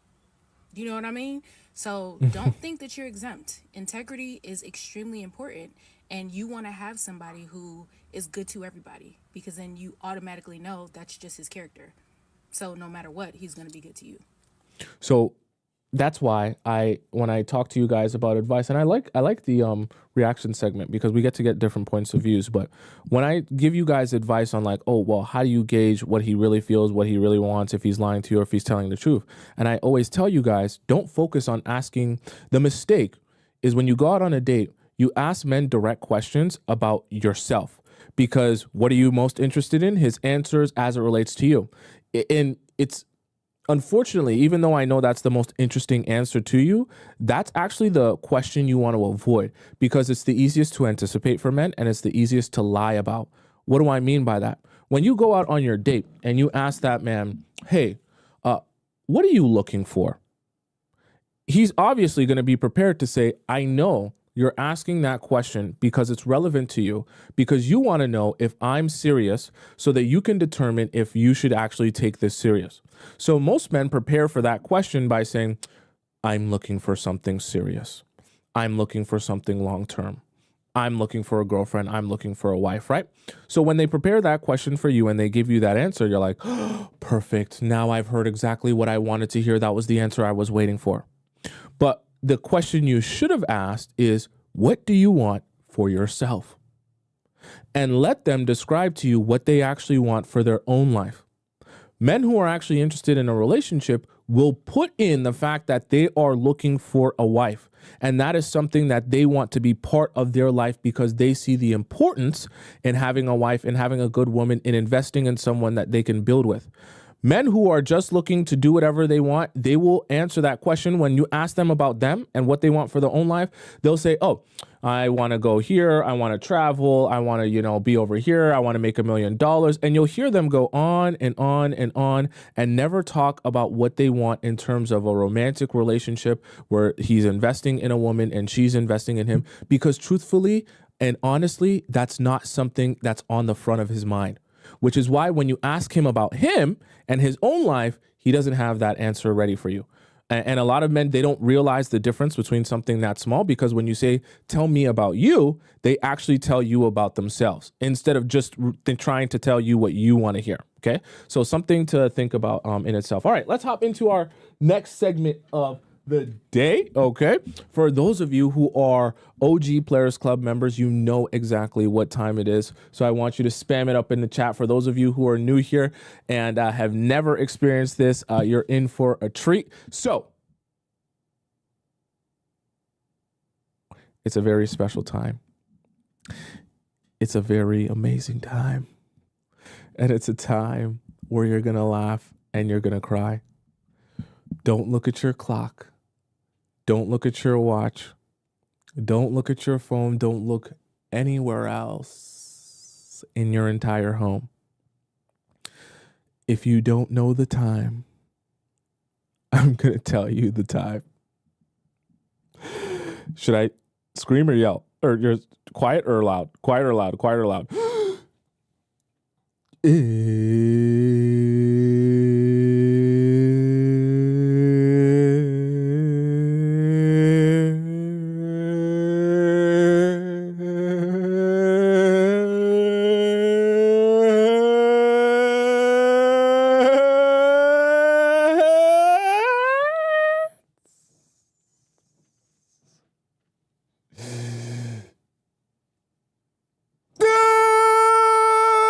Score time! Okay, chat. All right. So, for those of you who are very, very confused, I'm going to explain to you how this works right now. So, Discord time is where all the amazing members of our Players Club community get an opportunity to ask me a question about their relationship or their situationship, and I answer it live on the show. Now, there are a few different ways for you to submit your question to me, and I'll explain them all to you right now. So the first way is by going into our free section, relationship advice forum in our Discord, by going to the link in my bio on TikTok. or in my description on YouTube, click where it says Players Club Discord. Then you can just drop your question into our free section. Now, as you see me scrolling here, these are all questions that I haven't gotten to yet because there's lots and lots of questions and I'm only one person. So it is a first come, first serve forum in the free section. So obviously I have to answer questions that are oldest first. So it's going to take me a couple of weeks to get to your question, just being honest with you, because there are so many. What the hell? Did I say pregnant? Pregunte? Here, okay? So just keep that in mind, right? If you ask your question today, it will take me a couple of weeks to get to it. Now, if you're impatient and you don't like waiting for your question to be answered, that's perfectly fine. We have, oh wow. Yeah, we have another forum for you as well. So this forum is our premium relationship advice forum. The way that this works, similar to our free section, right?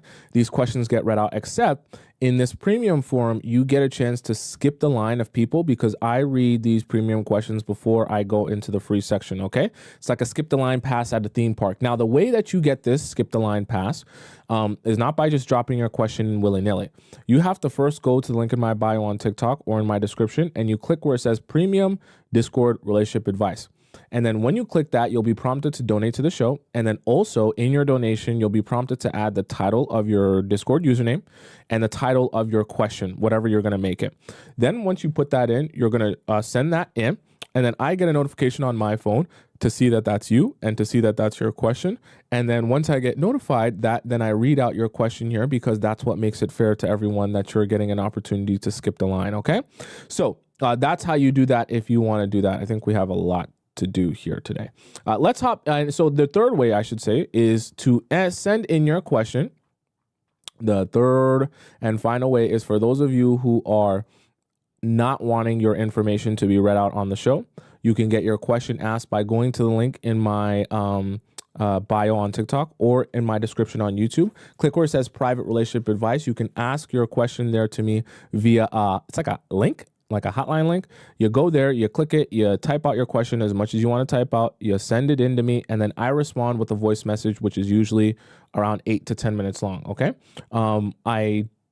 I'm kind of caught up, right? It might take me a few days to get to the private questions because there is an influx usually around particular times of the week. So don't worry, it won't take me more than 7 days, absolute maximum, to answer your question, okay? If you're ever wondering about that for the private questions. Now, let's go into our first premium question of the day. Let me scroll down here and we'll get started. Okay, so this one comes from, that was answered.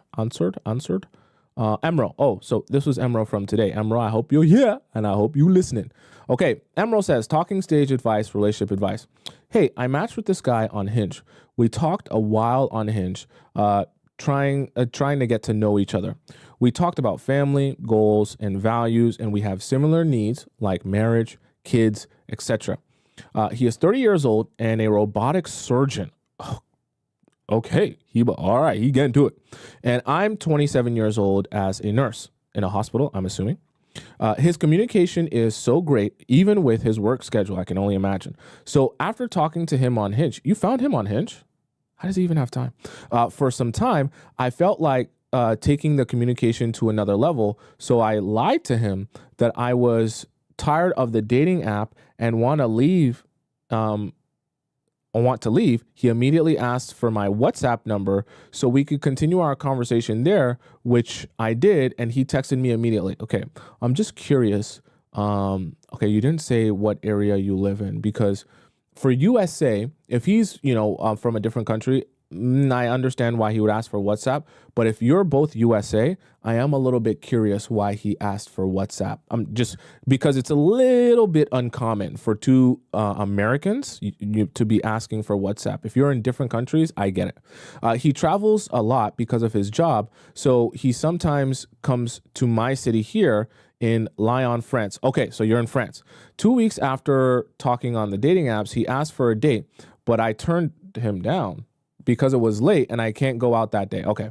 I also made him understand I do not like late night and unplanned dates. He was okay with it and immediately asked me for a date the next week. After I accepted and we met at a very cozy restaurant in town, we talked and laughed a lot. Okay. So you then went on to say, he told me what he wanted in a relationship, and I did too. And I think we have the same relationship goals.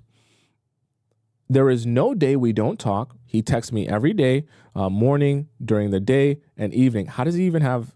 He's a robotic surgeon. Okay.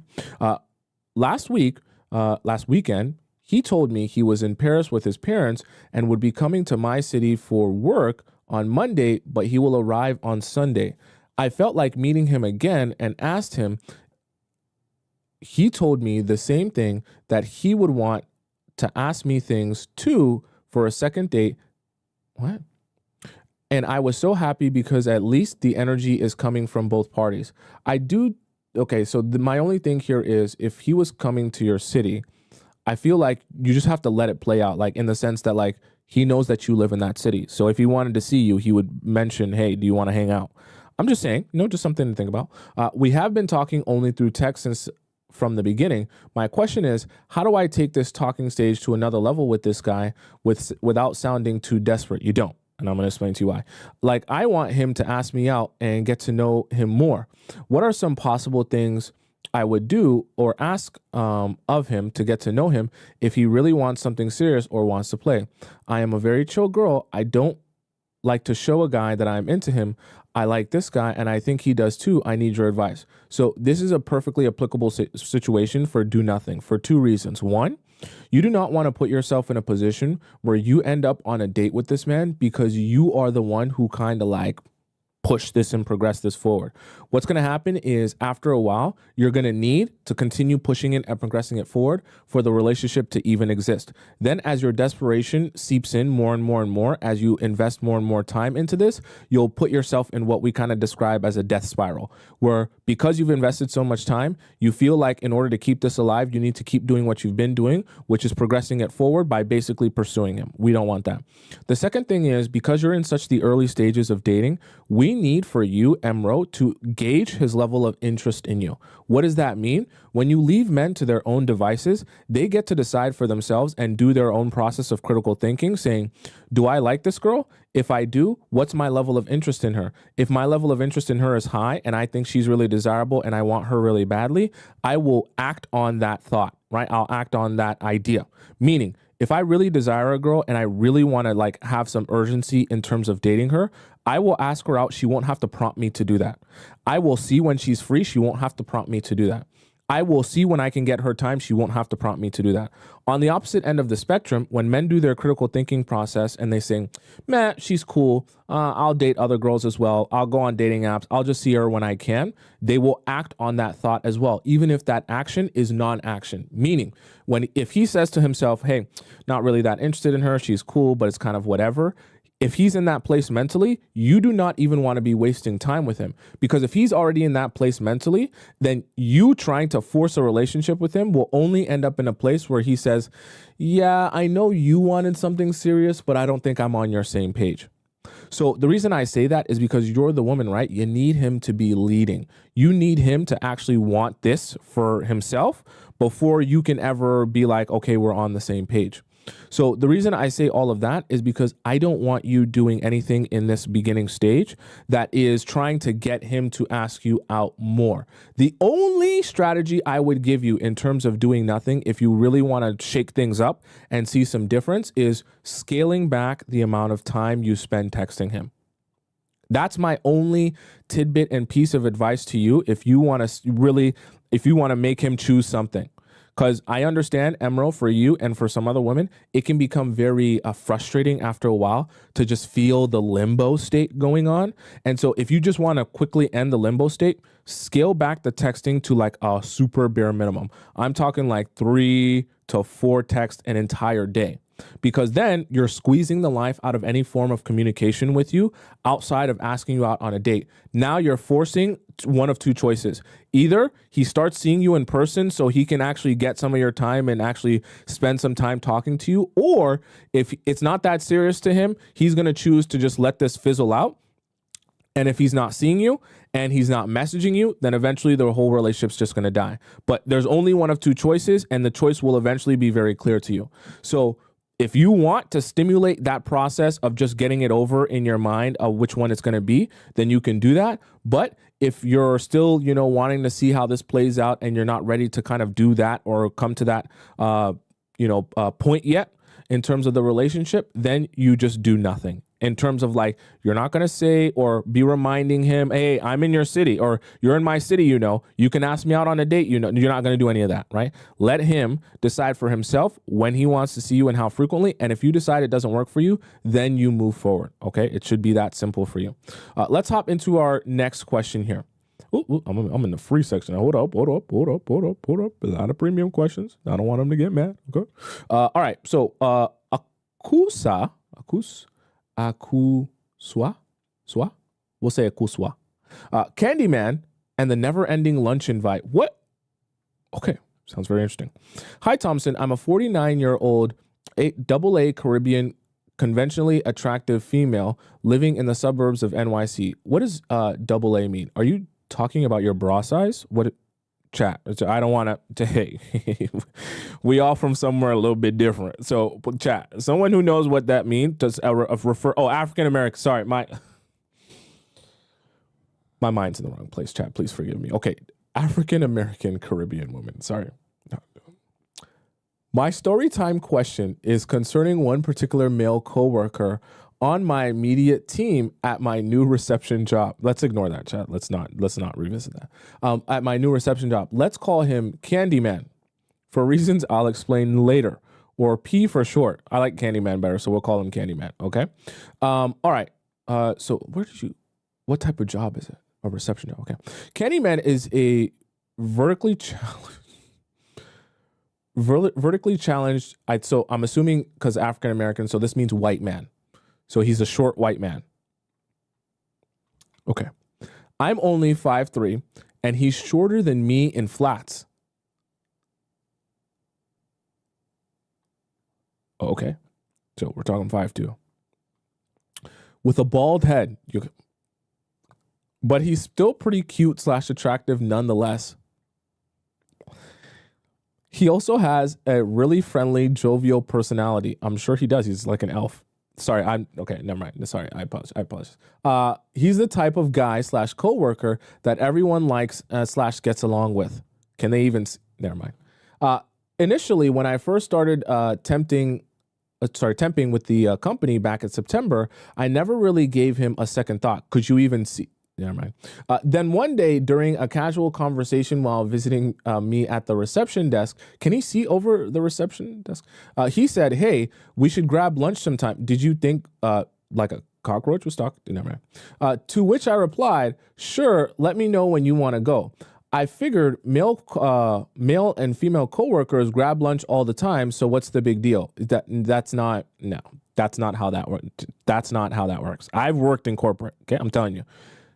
Cool. We can all be cool when we're in the office, laugh, giggles, tell jokes. But if a guy's asking you out for lunch as a woman, he's not doing that to twiddle his thumbs. He likes you a little bit, okay? He feeling some type of vibe, whether it be a vibe in his pants or a vibe in his mind. There's some sort of vibe going on. And I left the ball in his court, assuming that he would get back to me with a confirmed date and time, but he never did. It's even actually worse in your situation, Akuswa, because he's there every weekday. I'm assuming, right? I'm assuming if it's a corporate job, right? Like he's there every Monday to Friday. So even worse that he can't set a date and a time for being there every single weekday. I'm assuming, right? This went on for months. By the third time, I realized that Candyman was full of ish, so I started detaching my flirtatious energy. I guess he must have noticed I was holding back because that's when he had one of those emergency scenarios that you described. I was sitting in my car in the office parking lot, putting on my makeup before meeting the team for an Xmas lunch hosted by the general manager, where there was a loud banging. When there was a loud banging on my window that startled me. It was the Candyman. The Candyman is the name of a horror movie, right? So I don't know if you're doing that on purpose, and he said he didn't have his car with him and that the other coworkers that were supposed to give him a ride had already left for the restaurant. So he asked if he could get a ride with me. I obliged because what else could I say? Continued. Oh, I think you did like 2 separate messages. Yeah, you did. Okay. So then you go on to say, on the ride over, I've learned that he was 43, and since I'm not interested in being a cougar, aren't you only, how old did you say? You said you were like a couple years older. You didn't say you were that much older than that. And since I'm not interested in being a cougar, that's all I needed to hear to be over it. Now, here's where the story gets a little weird. Okay, I'm listening. I was kind of in between hairdresser appointments for a couple of weeks in January. I typically wear my own hair in braids, or with extensions. So during these couple of weeks, when I would arrive at work at 7:30 a.m., I would arrive wearing a hat, and then I would go into the bathroom and finish doing my hair. The whole thing took 15 minutes during a time when no one calls anyways. Anyway, during this time, my supervisor confronted me with a very serious look on her face and says she has something to talk to me about. Apparently, someone narked on me to her about my little morning bathroom breaks, and she expressed concern. Anyways, later that day, none other than Candyman stops by my desk to give me a little treat. One of those old school ring pops. And as he's leaving, he tells me, "Your hair looks nice, by the way." So I guess I have to assume that he was the one that narked on me to my boss, and the ring pop was some sort of peace offering. What? I see why you made that connection, but I'm struggling to follow the logic train. Why would a man snitch on you and then proceed to apologize for snitching on you by giving you a ring pop? I'm just confused why like that's not. That logic train doesn't make a lot of sense to me. If he likes you, why snitch on you? And if he's going to snitch on you, why apologize for it by giving you a ring pop? I don't understand. Maybe we'll find out here. And then just when I thought after all this awkwardness, surely he won't mention doing lunch again. Surely he must be embarrassed for exposing his flaky ways. He casually mentioned it again in the break room during Bagel Friday. You guys have a lot of interesting events at your work, saying, "Hey, have you checked out the new Japanese place? You know, I still owe you lunch." Really, dude? This time I replied. Oh, are you talking about in person or over the phone? Whatevs, P. Like it's 2025 already. Okay, interesting. So we're going to continue here for part 3. Mr. Candyman. Okay. So then you go on to say, "Here are my questions. Do you think he was just breadcrumbing for an ego boost? And should I be insulted that he thinks he can drag this out forever? Or is this just his own character flaw?"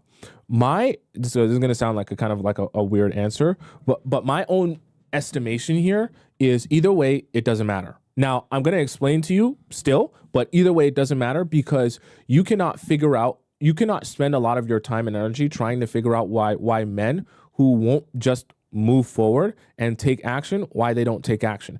Because the result is the same. He still didn't take action either way. And there's nothing you could have done or should have done in this scenario to stimulate him taking action. Now, do I think it was an ego boost? Do I think that you should be insulted? I think that this is a clear case of work flirting. What do I mean by that? I tell you guys all the time, be careful of men who will flirt with you at work, not because, it's necessarily a bad thing, but just understand they're paid to be there.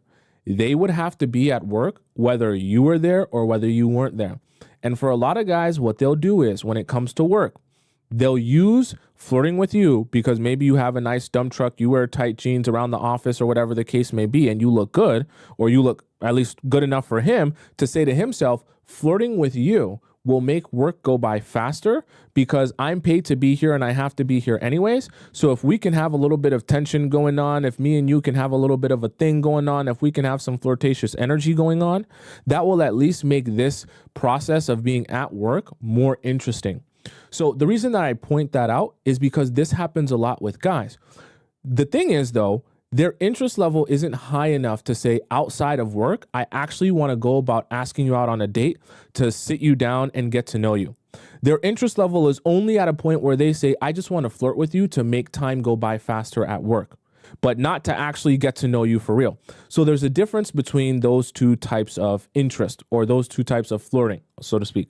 So the reason that I'm pointing that out is that is what this sounds like to me.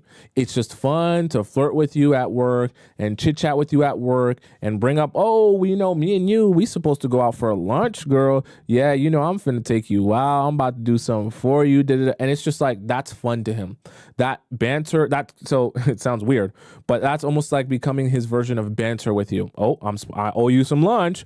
I gotta take you out. Me and you, yeah, we got a thing. And it's almost supposed to be like an inside joke. See, the sick and twisted part about this is you're not taking it as a joke. So every time he's saying this, you're actually thinking, oh, like we're actually supposed to do a thing. And I honestly think he's just taking it as an inside joke. Ah, ha, ha, me and you lunch one day, right? And it's just supposed to be a funny thing. As weird as that sounds. So the reason I'm saying that is there's nothing for you to do there. Just let him have his joke. Oh, ha ha, lunch, and then move forward and understand that it means nothing. You know what I mean? So now that you at least understand what's going on there. Do you think I should have met him halfway and suggested days time when I was absolute? No. You never do that. If a man is not directly asking you when you're available for him to come and see you or meet you or go out with you, do not suggest anything. Don't bring anything up. Don't talk about your schedule. Don't say, oh, I'm free on Friday. I'm free on Wednesday. No. If he wanted to know when you were free, he would just ask that. So if he's not asking, he's not caring about when you're free. Just trust me. It's actually that simple. Assuming that he was the one that narked on me, if he ever gets the courage to ask again, how can I decline his offer without risking retaliation? And how would you advise I interact with him going forward in the workplace? Continued. Okay, so one thing here. I don't see any continuation. But one thing here that you should know, when it comes to work, you need to figure out the people you can actually trust. One of the mistakes that's easy to make in a workplace is assuming that everyone is actually your friend. In fact, majority of those people are not your friend. So don't treat them like a friend. Don't tell them your secrets, and don't give them any information that they can use against you. That's a little bit of corporate advice for you that if you haven't learned it already, you will learn it very, very soon. Okay. People at work are not your friends. So the reason I say this is I don't know if you were sharing with him this information of what you do in terms of getting ready at work, or if somehow he caught you doing this at work. But just make sure that when you do your, so to speak, work crimes, you do not add anyone into it or have them around you in any way, shape, or form that they could see what you're doing or what's going on. Now, in the scenario in which he caught you, just be aware that he's going to snitch on you, so you can't be doing certain things in front of him. Now, when it comes to declining, I don't think you have to worry too much about being super overly nice about it. You just decline, or you just say no thanks. Or what you can do, if you want to politely decline, you just understand that, hey, I'm just taking this as a joke. So when he says it, yeah, and just move on. Just move on from the conversation, or just talk about something else. Treat it as if it's literally a joke. And that will allow it to just kind of roll off your back that you don't really care or have any disdain for him whenever he talks about this. I think that, as weird as it sounds, I just want you to take it less seriously when he says it. Literally take it as a joke, allow it to roll off your back, and then continue pushing forward. And then if he actually is like, hey, let's do a date and time and da-da-da-da, then you say, honestly, I don't have time for that. Like, I'm honestly good. It's okay. Like, I'm not mad at you or anything, but like, I'm good. If he actually gets to the point of asking you what day you're free, or when, or like what we got to set this up on Wednesday, or let's do, then you can actually decline it. But if he's not actually even asking you what day you're free or really trying to set this up, he's just telling another inside joke, I'm going to take you out, just laugh it off and move on. Okay. Very simple. All right. Let's hop into our next question here.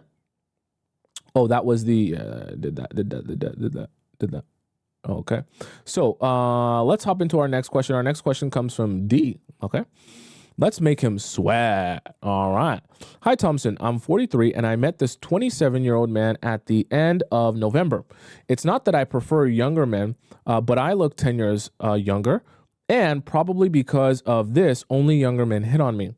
I also hardly ever find anyone attractive / interesting enough. We are both classical musicians, had a private relationship question about this already. Oh, so you're taking a private relationship question, you're bringing it here to the public. Okay. You advised me to drop him and move on because he had a girlfriend. I did that. Okay. He only managed to stay away for 7 weeks while also consistently stalking my IG. I asked him to contact me only in the spring if he really needs to, and pop back into my life at the beginning of February with his historical sewing project that you know of. That's a very, very early spring. He asked my price and other details. I told him how I work. It takes me 4 meetings to make a garment, as is standard for bespoke, right? I think just so this is the aesthetic, right? Bespoke. And I don't often take commissions because I work with historical sewing processes, and making this garment will take anything between 80 to 150 hours. And even if I just count measly, I think I meant to say measly 10 euro hourly wage, it will be very expensive. I don't know what his budget is, etc. And a few people are able or willing to pay for this. And to be honest, I don't care about men's money. I want them to show me emotional and time investment in order for me to consider them. Well, you don't. So wait, be specific here.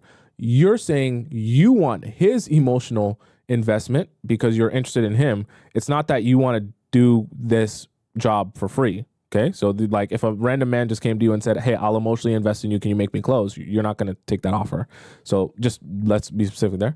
But I told him I would accept as partial payment if he composed something for me. He's a composer, as I like his music. He really loved the idea and offered to compose a piece and record it alongside with his other upcoming works, and not publish it, just gift it to me exclusively. We can't say that I don't have a muse complex. Okay, so he's still has a girlfriend throughout all this time, right? I never saw you say he doesn't have a girlfriend. Okay. He kept DMing me the past 4 weeks about this, although I told him I hate texting. So he still has a girlfriend. The only contact we have is IG, probably because of his girlfriend, right? Last time he told me he already started to work on the musical piece and asked exactly where I live to see how far away it is from his girlfriend. We live in different countries, although only 250 kilometers away, 2.5 hours by train. I'm glad you were able to, map that out. Is that 2 hours and 2.5 hours away from his girlfriend's house or from his house? Which one? And if he needed to come to me he needs to come to me 2 times in order to get measured and for fitting. I won't say anything. And what if he'd get himself measured where he lives and just send me the data? That would probably be more ideal. At this point, I answered in a very dry manner that it takes me 4 meetings to make a garment, and I was going to suggest 2 times in his city and 2 times in mine. Oh, whoa. But clearly that's not what he wants. Okay, well, we know why he don't want that. He don't want you coming anywhere near his city. Okay, you think he's trying to get caught? He's not stupid. Okay, that's number 1. Number 2, D, I love you. I care about you. I helped you in a private message. We're now transitioning into the public forum. You're making this man historical clothing, which is very expensive and very time consuming. Okay? Great. I'm glad that this is what you're passionate about. You're doing it. Not only are you giving him a discount in terms of the clothes that you know is expensive in terms of the quality and expensive in terms of the labor, you're giving him a discount on that. You're also offering to go to him for a product that you're providing to him. Let's be so for real. You're not doing that because you're such a kind-hearted person, even though I know you are. You're doing that because you're interested in him and you're hoping this will turn into more. The problem is, this is still a man in a relationship. So you're offering to do more things for a man who has already committed his time, energy, soul, and spirit to a different woman. This can very quickly spiral out of control. I'm telling you this because I've seen it a million times. Okay? You're creeping towards, I'm going to invest a little bit more. Maybe when I invest a little bit more, he'll want me more. Maybe when I do a little bit more, he'll want me more. Maybe when I do this, maybe when I do that. And very quickly, you'll find yourself in a place where you're bending over backwards for a man who will only turn around and tell you, yeah, sorry, didn't answer your calls, text, or speak to you at all because I was with my girl. Sorry, can't give you attention. I've got a girlfriend. Sorry, can't take you out on dates. I've got a girlfriend. After you're doing all of this investing. I'm sure he can get it done elsewhere and not many people will see the difference. No hard feelings. He really pissed me off with this and I practically dropped him like a hot potato. It's not like he's even really paying you for this process anyways. I've seen that he wrote me 2 messages after this, but I didn't even care to open them. Punish them with silence. Almost 24 hours passed and he even sent a 3rd message by the time I even felt like reading his replies. I found it amazing and amusing that all men actually operate the exact same way that you teach. It's quite shocking. Huh? I try to tell you guys, I'm not here to lie to you or tell you what you want to hear. His 3 messages read, great study material for, this is what his 3 messages read. And you're saying for study material. So it is about the measurements, not manufacturing. Don't twist his words. Okay. So this is 20 minutes later. I don't really even understand how a piece of fabric appears in the first place. So naturally, I might not understand why I can't be measured in atelier. I'm assuming, is that a place?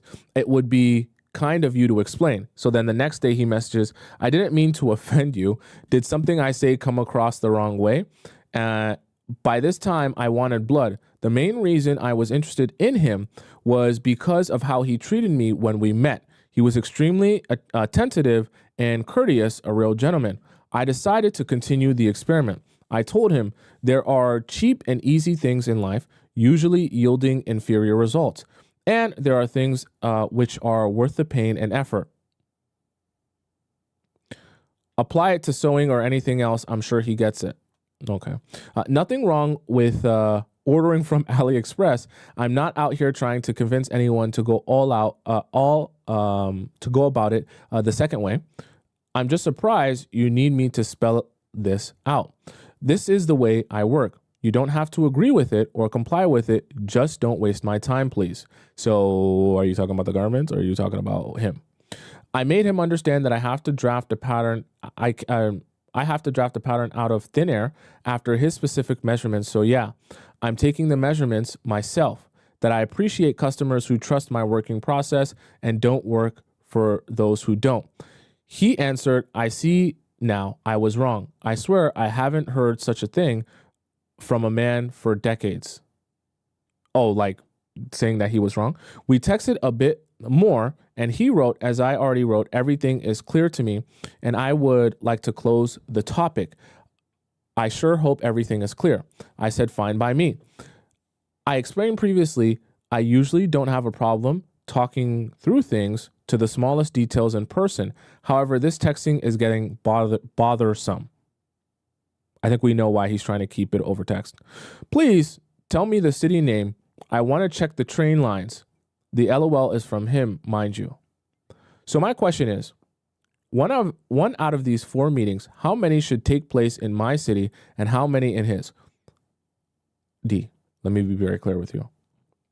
Let's just hypothetically assume this is all for the purpose of just doing the garments, even though we know you like him. 0 amount of these should take place in his city because you should not be doing any traveling or any extending yourself to go to where he is. This is a thing that you're even doing for him. On top of the fact he's not even compensating you based on the labor you're putting in for this. So you're using your time, energy, and resources to do something for him. And why would you be traveling to, don't do that. Don't do that. You don't need to leave your house for this. Let him come to you if this is truly just about you doing his garments, which honestly we know it's not. My advice would not even be to entertain this, but to answer your question, I'm a woman, so he should come to me if he wanted something. But practically, he's my customer. No. I don't do this. He's not your customer in a traditional sense because let's be honest with each other. I don't, you know me, I'm not going to sugarcoat stuff. I'm going to tell you how it is. Let's be real. If he was really just a customer to you, you would make him pay more, right? To compensate you for the labor you're putting into these clothes, right? And you wouldn't be so interested at all in going to him to try to appease him for what he needs. Okay? You'd be more focused on the transaction of, hey, I'm doing a service for you or providing you with a product. This is how I do it. If it doesn't work for you, like you said earlier, I don't work with people who don't abide by my process. Right now, you're doing a lot of bending and extending to behoove him. You wouldn't do that for a normal customer. So don't make it seem like, oh, I'm just doing it, but he's my customer, so this is all about business. I'm not worried about any. No, because that's not the truth. That's not the honest truth. You would go about this a little bit differently if it was really just business and you had no interest in him.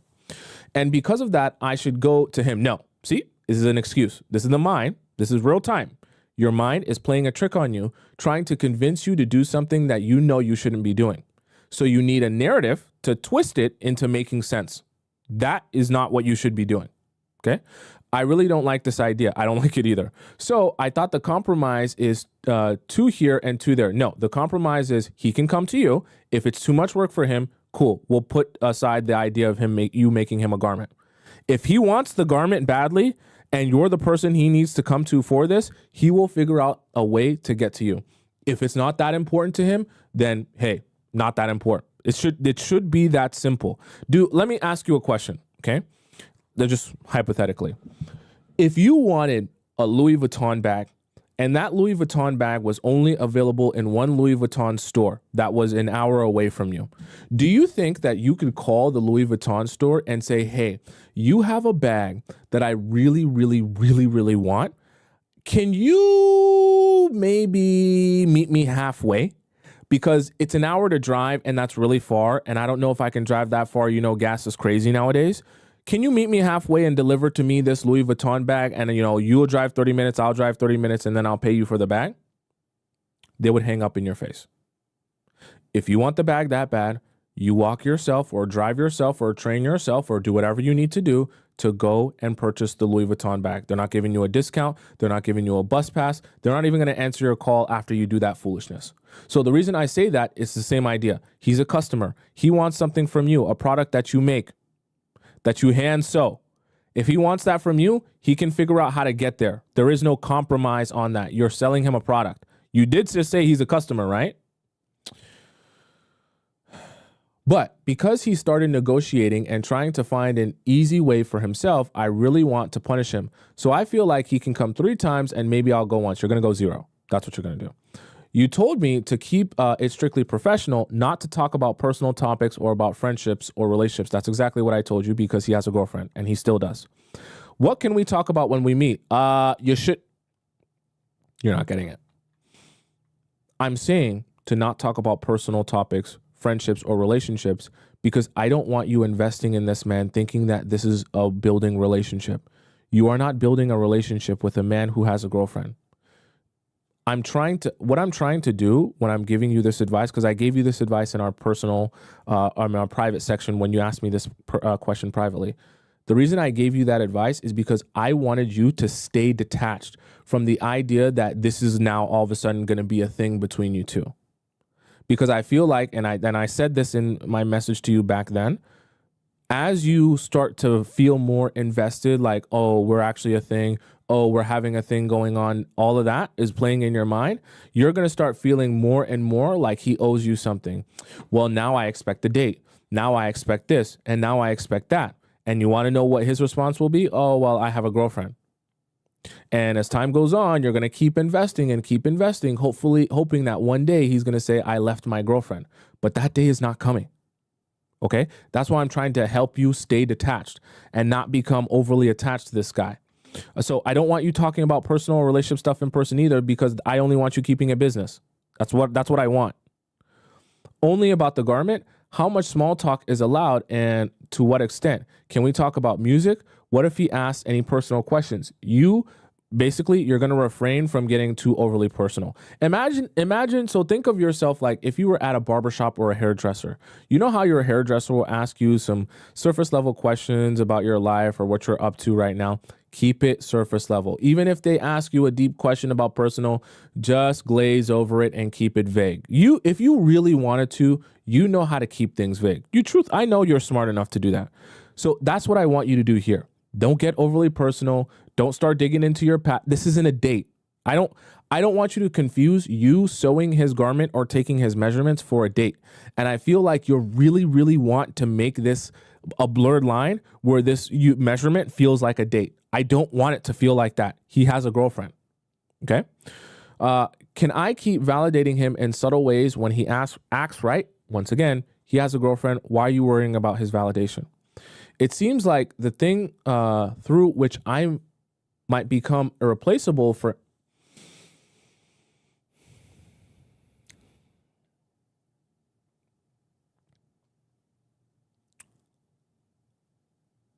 You are not his girlfriend. You are not becoming his girlfriend. You are not building a relationship with this man. KD, I need to emphasize this to you because your mind is playing a very dangerous trick on you. You're thinking about how to become irreplaceable to a man with a girlfriend. This is not good. This is very bad. You're in a very bad place mentally. We need to detach you more rather than feeding this delusion, because this is a delusion. You're thinking about how to be irreplaceable to a man who has a girlfriend. That's a delusion. I have to be real with you. On top of being a musician company, which he doesn't have, I've made it clear to him at the very beginning I would date him. Why? But only if he was single, and I will keep to that. Yeah. Okay. Let me get up and stretch. I don't want to freak out. Let me get up and stretch. Let me get up and stretch. I'm not mad at you, D. I'm frustrated. I won't lie to you. I'm frustrated. So I want to clear my chakras. I want to clear my chakras. D. Okay. Let me just. All right. Oh boy. Okay.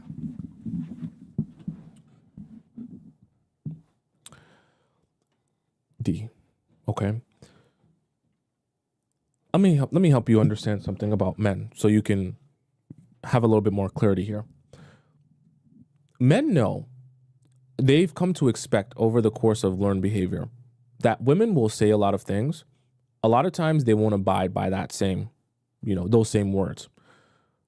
The way that this applies here is you're talking about the fact that you're almost trying to convince him that, hey, I have boundaries. I'm a respectable woman. Don't be thinking that I'm going to deal with you, date you, do anything weird or strange with you or talk to you when you have a girlfriend, because I'm not that type of girl and I deserve respect. And if you're going to date me, you better be single. See, in your mind, you think that you're doing something by saying that. But in reality, he knows deep down that certain things that you say or certain things that you entertain or whatever the case may be is because you have interest in him. Because you said it yourself.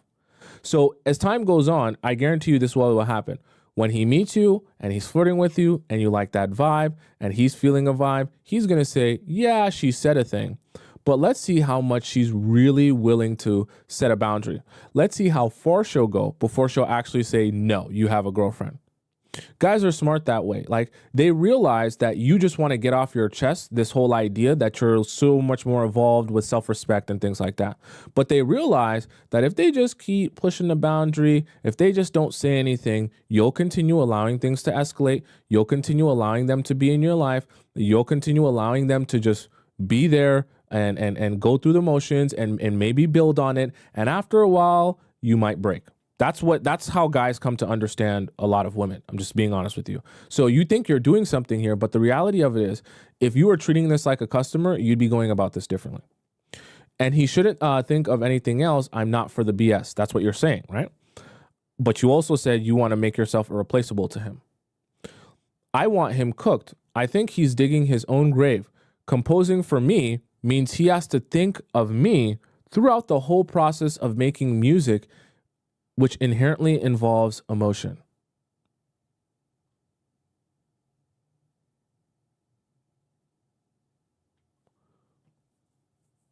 D. You're misinterpreting a lot of this. And A, I'm not faulting you, because trust me, I've been there myself. When the delusion takes over your mind, you start making up scenarios that just aren't true, but that feel believable. Your mind so badly wants to believe in a narrative that it's desperately trying to seek anything to grab onto to fit that narrative. And it's just not true. I understand why your mind wants to believe in, oh, he's making a song for me, so this is making him feel more connected to me, and my magic is slowly. It's not. Your magic is not working. He is not getting closer to ending his relationship because he's making a song for you. I need to pull you out of the delusion. Your mind is playing a dangerous trick on you. I can see it in your message. He's been looking at me as if I was a goddess from the first moment he saw me.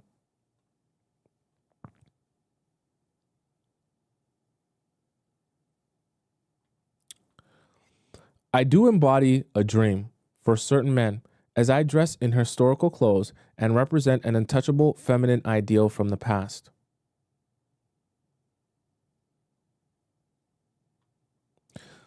I feel ambivalent.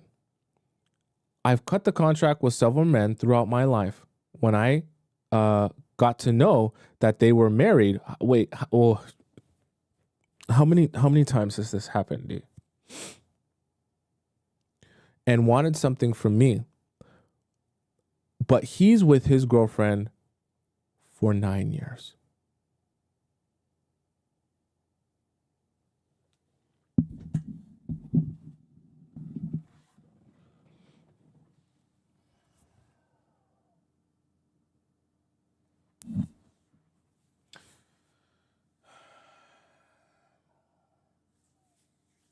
I don't know what to say. I don't know what to tell you. I really don't know what to tell you.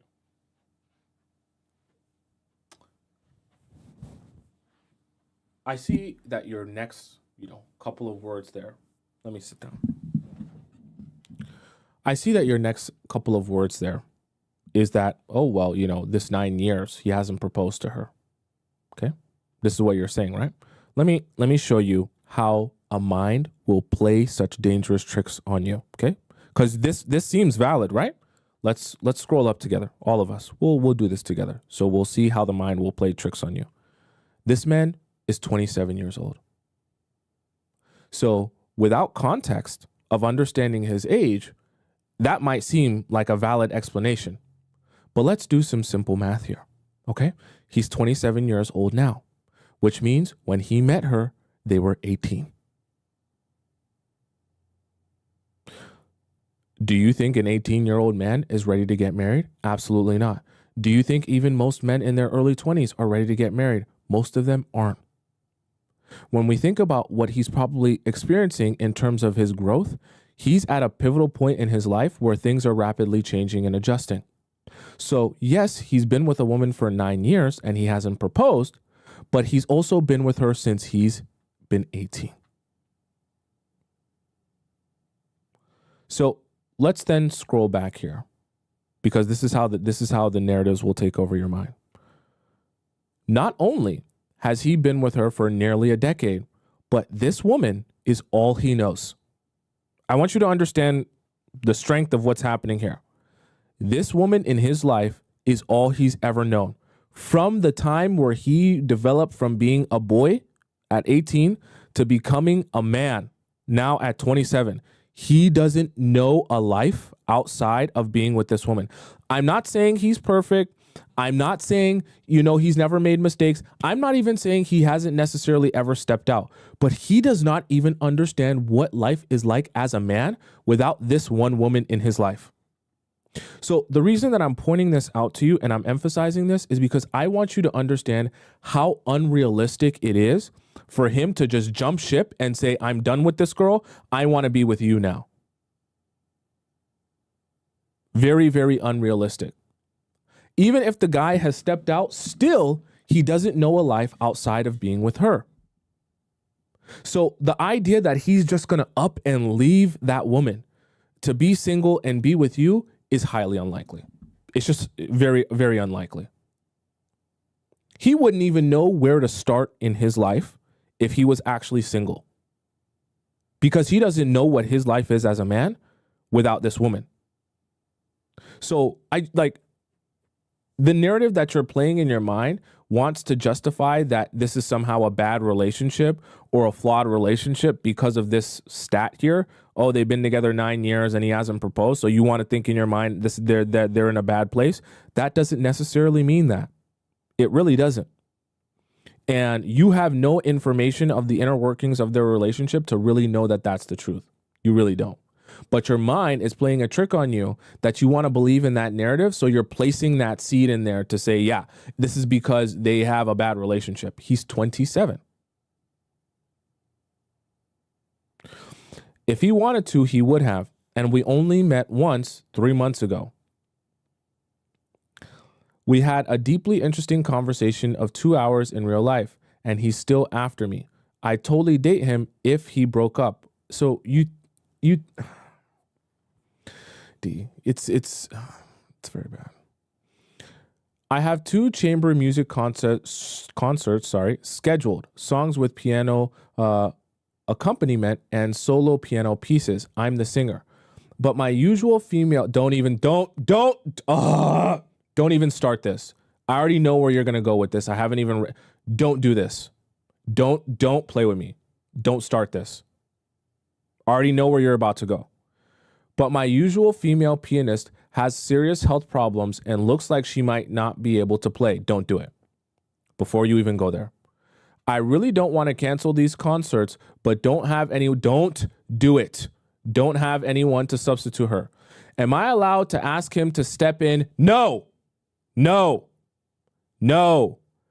No. No. No. I knew you were going to say this from the first couple of sentences. No.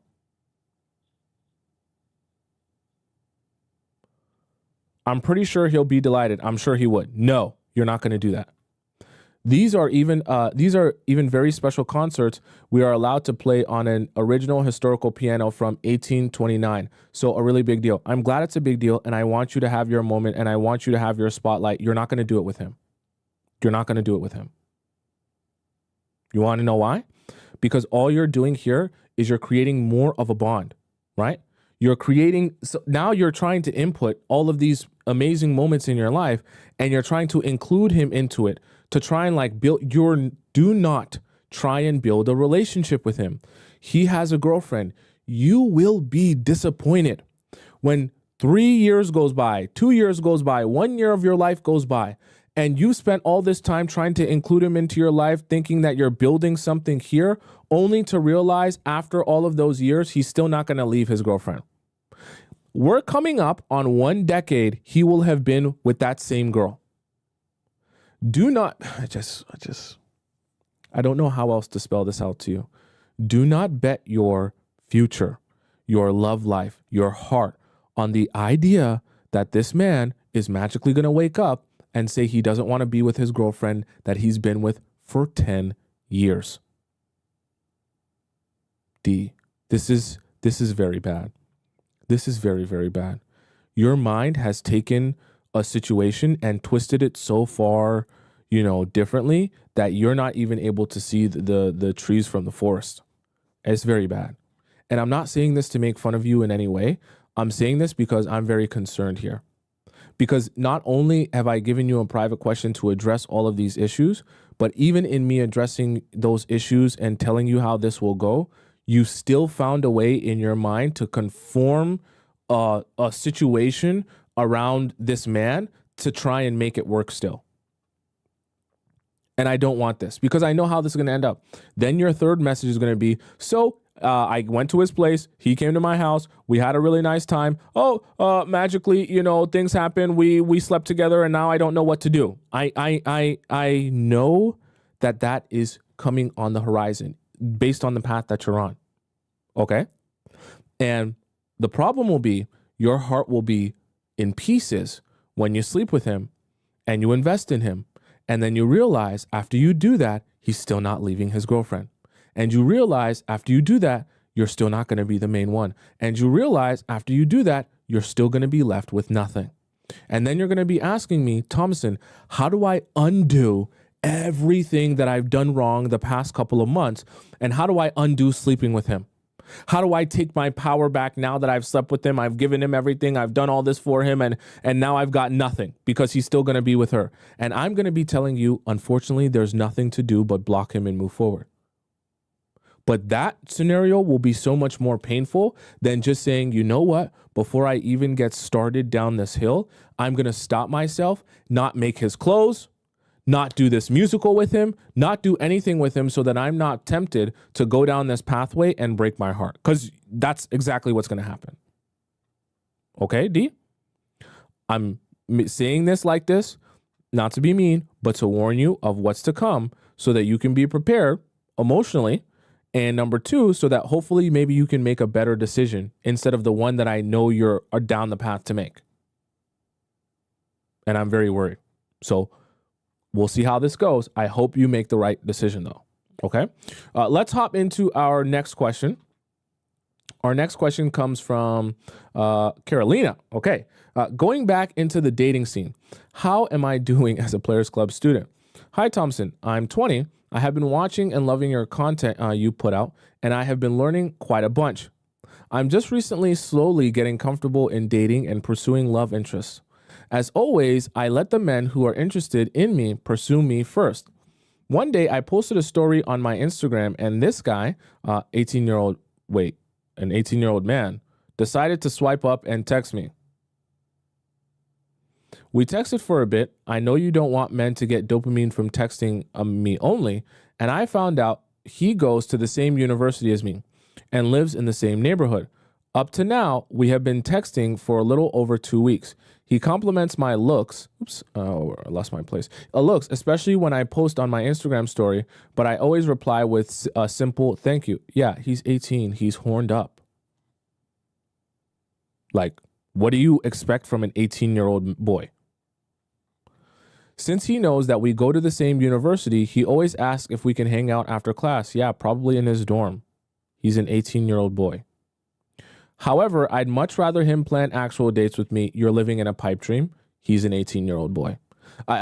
This is exactly why we have an age limit in the chat. Obviously, you're over the age limit, but the guy you're talking to is under it. It's precisely why. You're expecting too much from an 18-year-old boy. He's still figuring himself out. The idea that this man's going to be intentional enough to start asking you out on dates and dating you properly. I'm not saying 18-year-olds don't date, but they're way less intentional than adult men. Like, let's just be for real. I'm not going to, as much as I want to like help you strategize, there comes a certain extent where we have to expect certain things out of certain people. The expectation that a 18-year-old boy is going to be super intentional, know how to date you, take you out to Nobu, do like they're still developing in their manhood to even know what being a man is. At 18, he's very confused. There's no diss, right? It's just I was that at 18 as well. I wouldn't advise no woman looking for anything serious to be dating me at 18. That don't make sense, right? So I'm saying that your expectations of a man who is a boy still is just too much. Like, I'm not saying he can't take you out on a date, but you're already starting to think, I want him to be intentional. I want him to be this. I want him to be that. He still needs to figure himself out. He still needs to grow into a man. Okay? It's not that I am not free. I want him to take time to plan something for me instead of simply seeing me after class. Once again, you're dealing with an 18-year-old boy. Probably not going to happen. You're just not going to face very intentional 18-year-old boys. I did not tell him this directly, and instead I said I was busy and I would rather love to spend time with him outside of school when we were both free. Does this indirectly express to him that I want him to plan dates since our schedules aren't aligned because of work and school? We have postponed any in-person dates. I would say that it's clear that you're prompting him to try and get out on a date, but I don't even think that the prompting is really going to work. Like, prompting at least works better with men who kind of like get your drift and what you're saying and have the resources to make that happen. An 18-year-old university or college student probably doesn't even really have the funds to take you out somewhere super crazy. So the most when he thinks of hanging out with you is probably just sitting and watching Netflix in his dorm. I'm just going to be real with you. Like, Expecting super amounts of intentionality from 18-year-old boys in university is just unrealistic. I have to be real with you. Okay. I still remain very limited time texting him, and I plan to show a bit more personality during in-person dates only. So that way he understands that if he wants to spend good quality time with me, he must plan meaningful dates first in order to get that fun version of me. Yeah, but are you even going to get the date? Does he even have the level of intentionality to ask you out? I doubt it. Right? Someone said, how old is the girl? The girl is 20 years old. He is still very invested in what? Replying to your stories. And recently planned a date for us to go play pool. Okay. He plans to pick me up and drop me off in his car. Since it is after class, we both end 5 p.m. He told me he would pick me up at 7 p.m.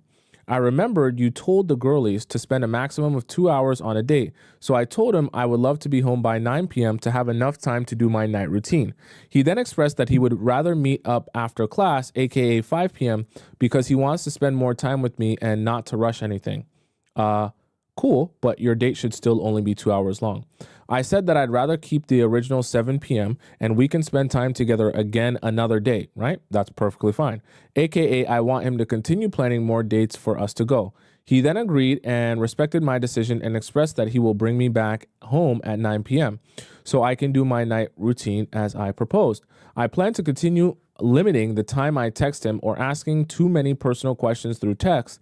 Instead, I'm looking forward to being more engaging in person. So what do you think? Is this going well so far? Is there something I am doing wrong or something I need to improve in?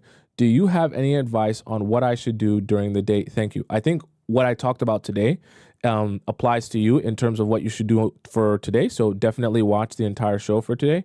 But the other thing is, I'm going to be real with you because you guys know I told you earlier, I'm not going to lie to you guys. I'm not going to sugarcoat stuff. I wouldn't be expecting too much from this guy in the sense that I get it. You want things to go well and you want him to date you properly. I'm not saying that he won't do that, but what's more likely to happen is things will probably not go as you anticipate in the sense that he won't be as intentional as you might desire.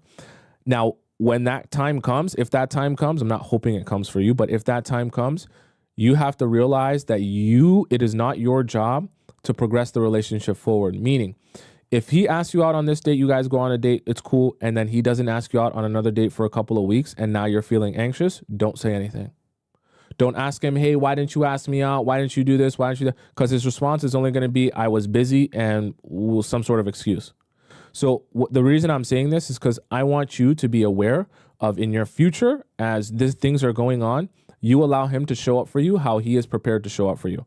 If he's not ready to be intentional with you, then so be it. And you have to accept that. Do not try and do things to stimulate his level of intentionality because that comes from within. That is not something that you can make him have. Do you understand what I'm saying? Especially as an 18-year-old boy, you need to be very sure that this guy is going out with you because he wants to spend time with you, not because you're the one setting it up or making it happen. Okay? So just be on the lookout for that and then watch today's show because it applies to you perfectly. Okay? This one here, this will be our other one here. So O says, does my manager like me? And if so, how can I show him I am interested? I've been noticing a man at work who's my manager's manager, consistently looking at me whenever I'm in the room. Initially, his gaze made me feel uncomfortable, but I've started to wonder if he might be attracted to me. At first, he would turn his entire body to face me and open his legs. But that behavior seems to have changed recently, possibly due to the feedback from other managers. Okay. Maybe you got a call from HR. Recently, he approached me directly from across the room to talk, and I felt compelled to engage with him. I instinctively lowered my head as I walked towards him. What do you mean? Like you're submitting to him? Like he's your master? What do you mean you lowered your head? Okay. Which I think is a natural response. Okay.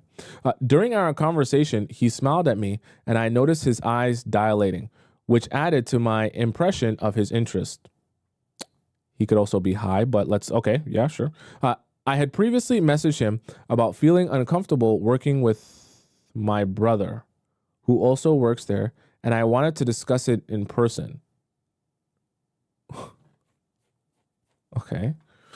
When I started to explain my feelings, I got choked up. Do you like have a disdain for your brother? Why can't you work with him? And he immediately noticed my distress. He seemed genuinely concerned, and I suggested I focus on work instead, showing that he cared about my feelings. Yeah, but you were also crying and like what was he? Okay. He even raised his eyebrow and smiled at me while we talked. What?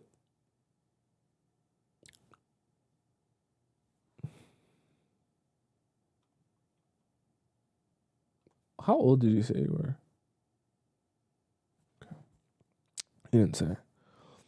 I've never felt comfortable confiding in any other manager as I do with him. I told you guys this earlier. People at work are not your friends. Like, let me not even get into this. My attraction to him grows stronger every day, and I'm curious if his behavior indicates that he likes me, if he might be getting bolder in pursuing me. What can I do to signal to him that I'm open to being pursued? Thank you for your insights and guidance. He also took action the very next day and let me work next to him and the other managers, so I felt safer the next day. Okay. Some things do need to be addressed because it leaves us as readers a little bit confused and confuzzled. Why is your brother working with, first of all, what job is it? And why is your brother working with you so uncomfortable to the point where it makes you like cry talking about, like, I don't know, obviously your family dynamic and situation, but I'm really concerned why you simply working with your brother is that uncomfortable that you need to be placed in a different area and it causes you to like cry when talking about it. That is a little bit actually like it's kind of important to the story because I'm trying to understand like how did we even get here, number one, and like why are you still there if it's that bad? What has your brother done? Like a lot of things that I'm questioning here, and to try and understand what he could even be thinking at this point. That's number one. Number two, based on your retelling of the story, I'm not getting the idea that he is necessarily interested in you. I think that he's your manager. And I think that his job as your manager is to create a work environment that everyone feels safe and comfortable in.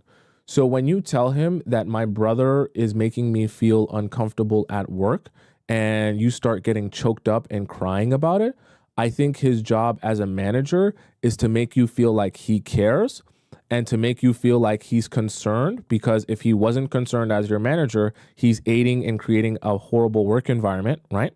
So when he makes you feel like he's concerned and then he takes action on your concern, that's actually him doing literally what's in his description as a manager, which is helping to create an environment where all the employees feel safe and are able to address things and feel comfortable at the workplace. So I think that you're misplacing his job description as a manager for him wanting to be with you. Because I'm just going to be super real with you. I think any manager would have done that, girl or guy, would have done that for you, shown you some concern, consoled you a little bit, maybe raised an eyebrow, smiled at you, and then helped you out by putting you in a different place where you can work next to them. I don't think that this is at all unique to his some sort of like love for you or desire for you to be with you. I think it just comes from the fact that he's a manager and he needs to do his job as a manager to make you feel safe in the workplace. So unfortunately, I don't necessarily think that any of this means that he is necessarily trying to pursue you or necessarily even wants you. Now, I get it. You know, he's been staring and things like that. But here's the thing. Just because he stares at you at work doesn't mean that he necessarily wants to take you out on a date. No. Even if he flirts with you at work, does it necessarily mean that he wants to pursue dating you for real outside of work? No. Honest, as weird as it sounds, no. And I talked about this earlier. We had a lot of workplace questions today, but I talked about this earlier with the workplace thing. When men are at work, They might flirt with you just to pass time, but it doesn't necessarily mean they're so interested to the point where outside of work, they would actually want to invest in you. I know it can feel very strange and weird for me to explain it like that, but you just have to understand there's a difference, right? He has to be at work and he's getting paid to be there. He would have to be there whether you were there or not. So flirting with you can make the job go by faster and make it more interesting. That doesn't necessarily mean that when it comes to actually spending his free time with you and taking you out on a date and investing in you, that's what he would necessarily do. So I'm saying all that to say, I want you to let yourself breathe. And I want you to kind of shed yourself of this idea that you and him are building any sort of relationship, because I honestly don't think you are. Unless you can tell me something drastic in the next couple of days that happened. Maybe he actually made a comment to you or something like overt. You know what I mean? All of this is things that really and truthfully any manager could have done, whether a man or a woman, to be honest with you. And I'm not necessarily going to interpret it as he wants you. So I don't think you need to be doing anything to stimulate him pursuing you if I don't even think that he necessarily wants you romantically. Okay? All right, chat. We had a lot of premium questions. It's okay. I'll get to the free ones on Thursday. So for those of you who have a question for me, feel free to ask it, whether it be in our free section, our premium section, or our private relationship advice section. Don't worry, I'll get to some of our free questions tomorrow. I just have to run today, so I can't be on for too much longer, okay? So you guys can ask me questions by going to the link in my bio on TikTok or the link in my description if you're on YouTube, and go there and ask today is Thursday, sorry. My mind is scrambled. I have so much stuff to do.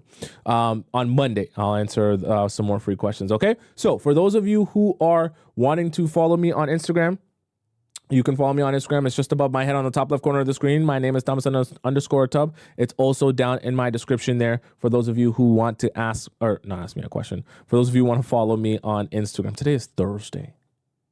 Damn, tomorrow's Friday. I have a lot to do tomorrow. All right. For those of you who want to rewatch the show, if you're watching on YouTube and you missed parts or you came late, it's just above my head. Just type in my name, Tomisin. Go to my YouTube channel. Go to the live section of my YouTube channel. You'll be able to see this live stream and all the other live streams I've done since the beginning of time. And you'll get the YouTube and TikTok chat embedded in the video, so you won't miss a second of conversation. Okay? And for those of you who want to catch me live, again, I'm live every Monday and Thursday. So Monday and Thursday at 4 p.m. Eastern Standard Time. So if you want to catch me live again, you're going to catch me live again on next week on Monday at 4 p.m. Eastern Standard Time. Okay? So until we meet again, I bid you adieu. Hasta la vista, sayonara, adios. I always do in my left hand. Adios, ciao, bounty, ciao, salam, arrivederci, adios. I said adios like 3 times. Bon voyage. And I'll see you again on a Monday at 4 p.m. Eastern Standard Time, okay? Lots of great things to come. Very great, okay? I'll see you again very soon. A couple days. Won't be that long. Have a great weekend. Okay, won't be that long.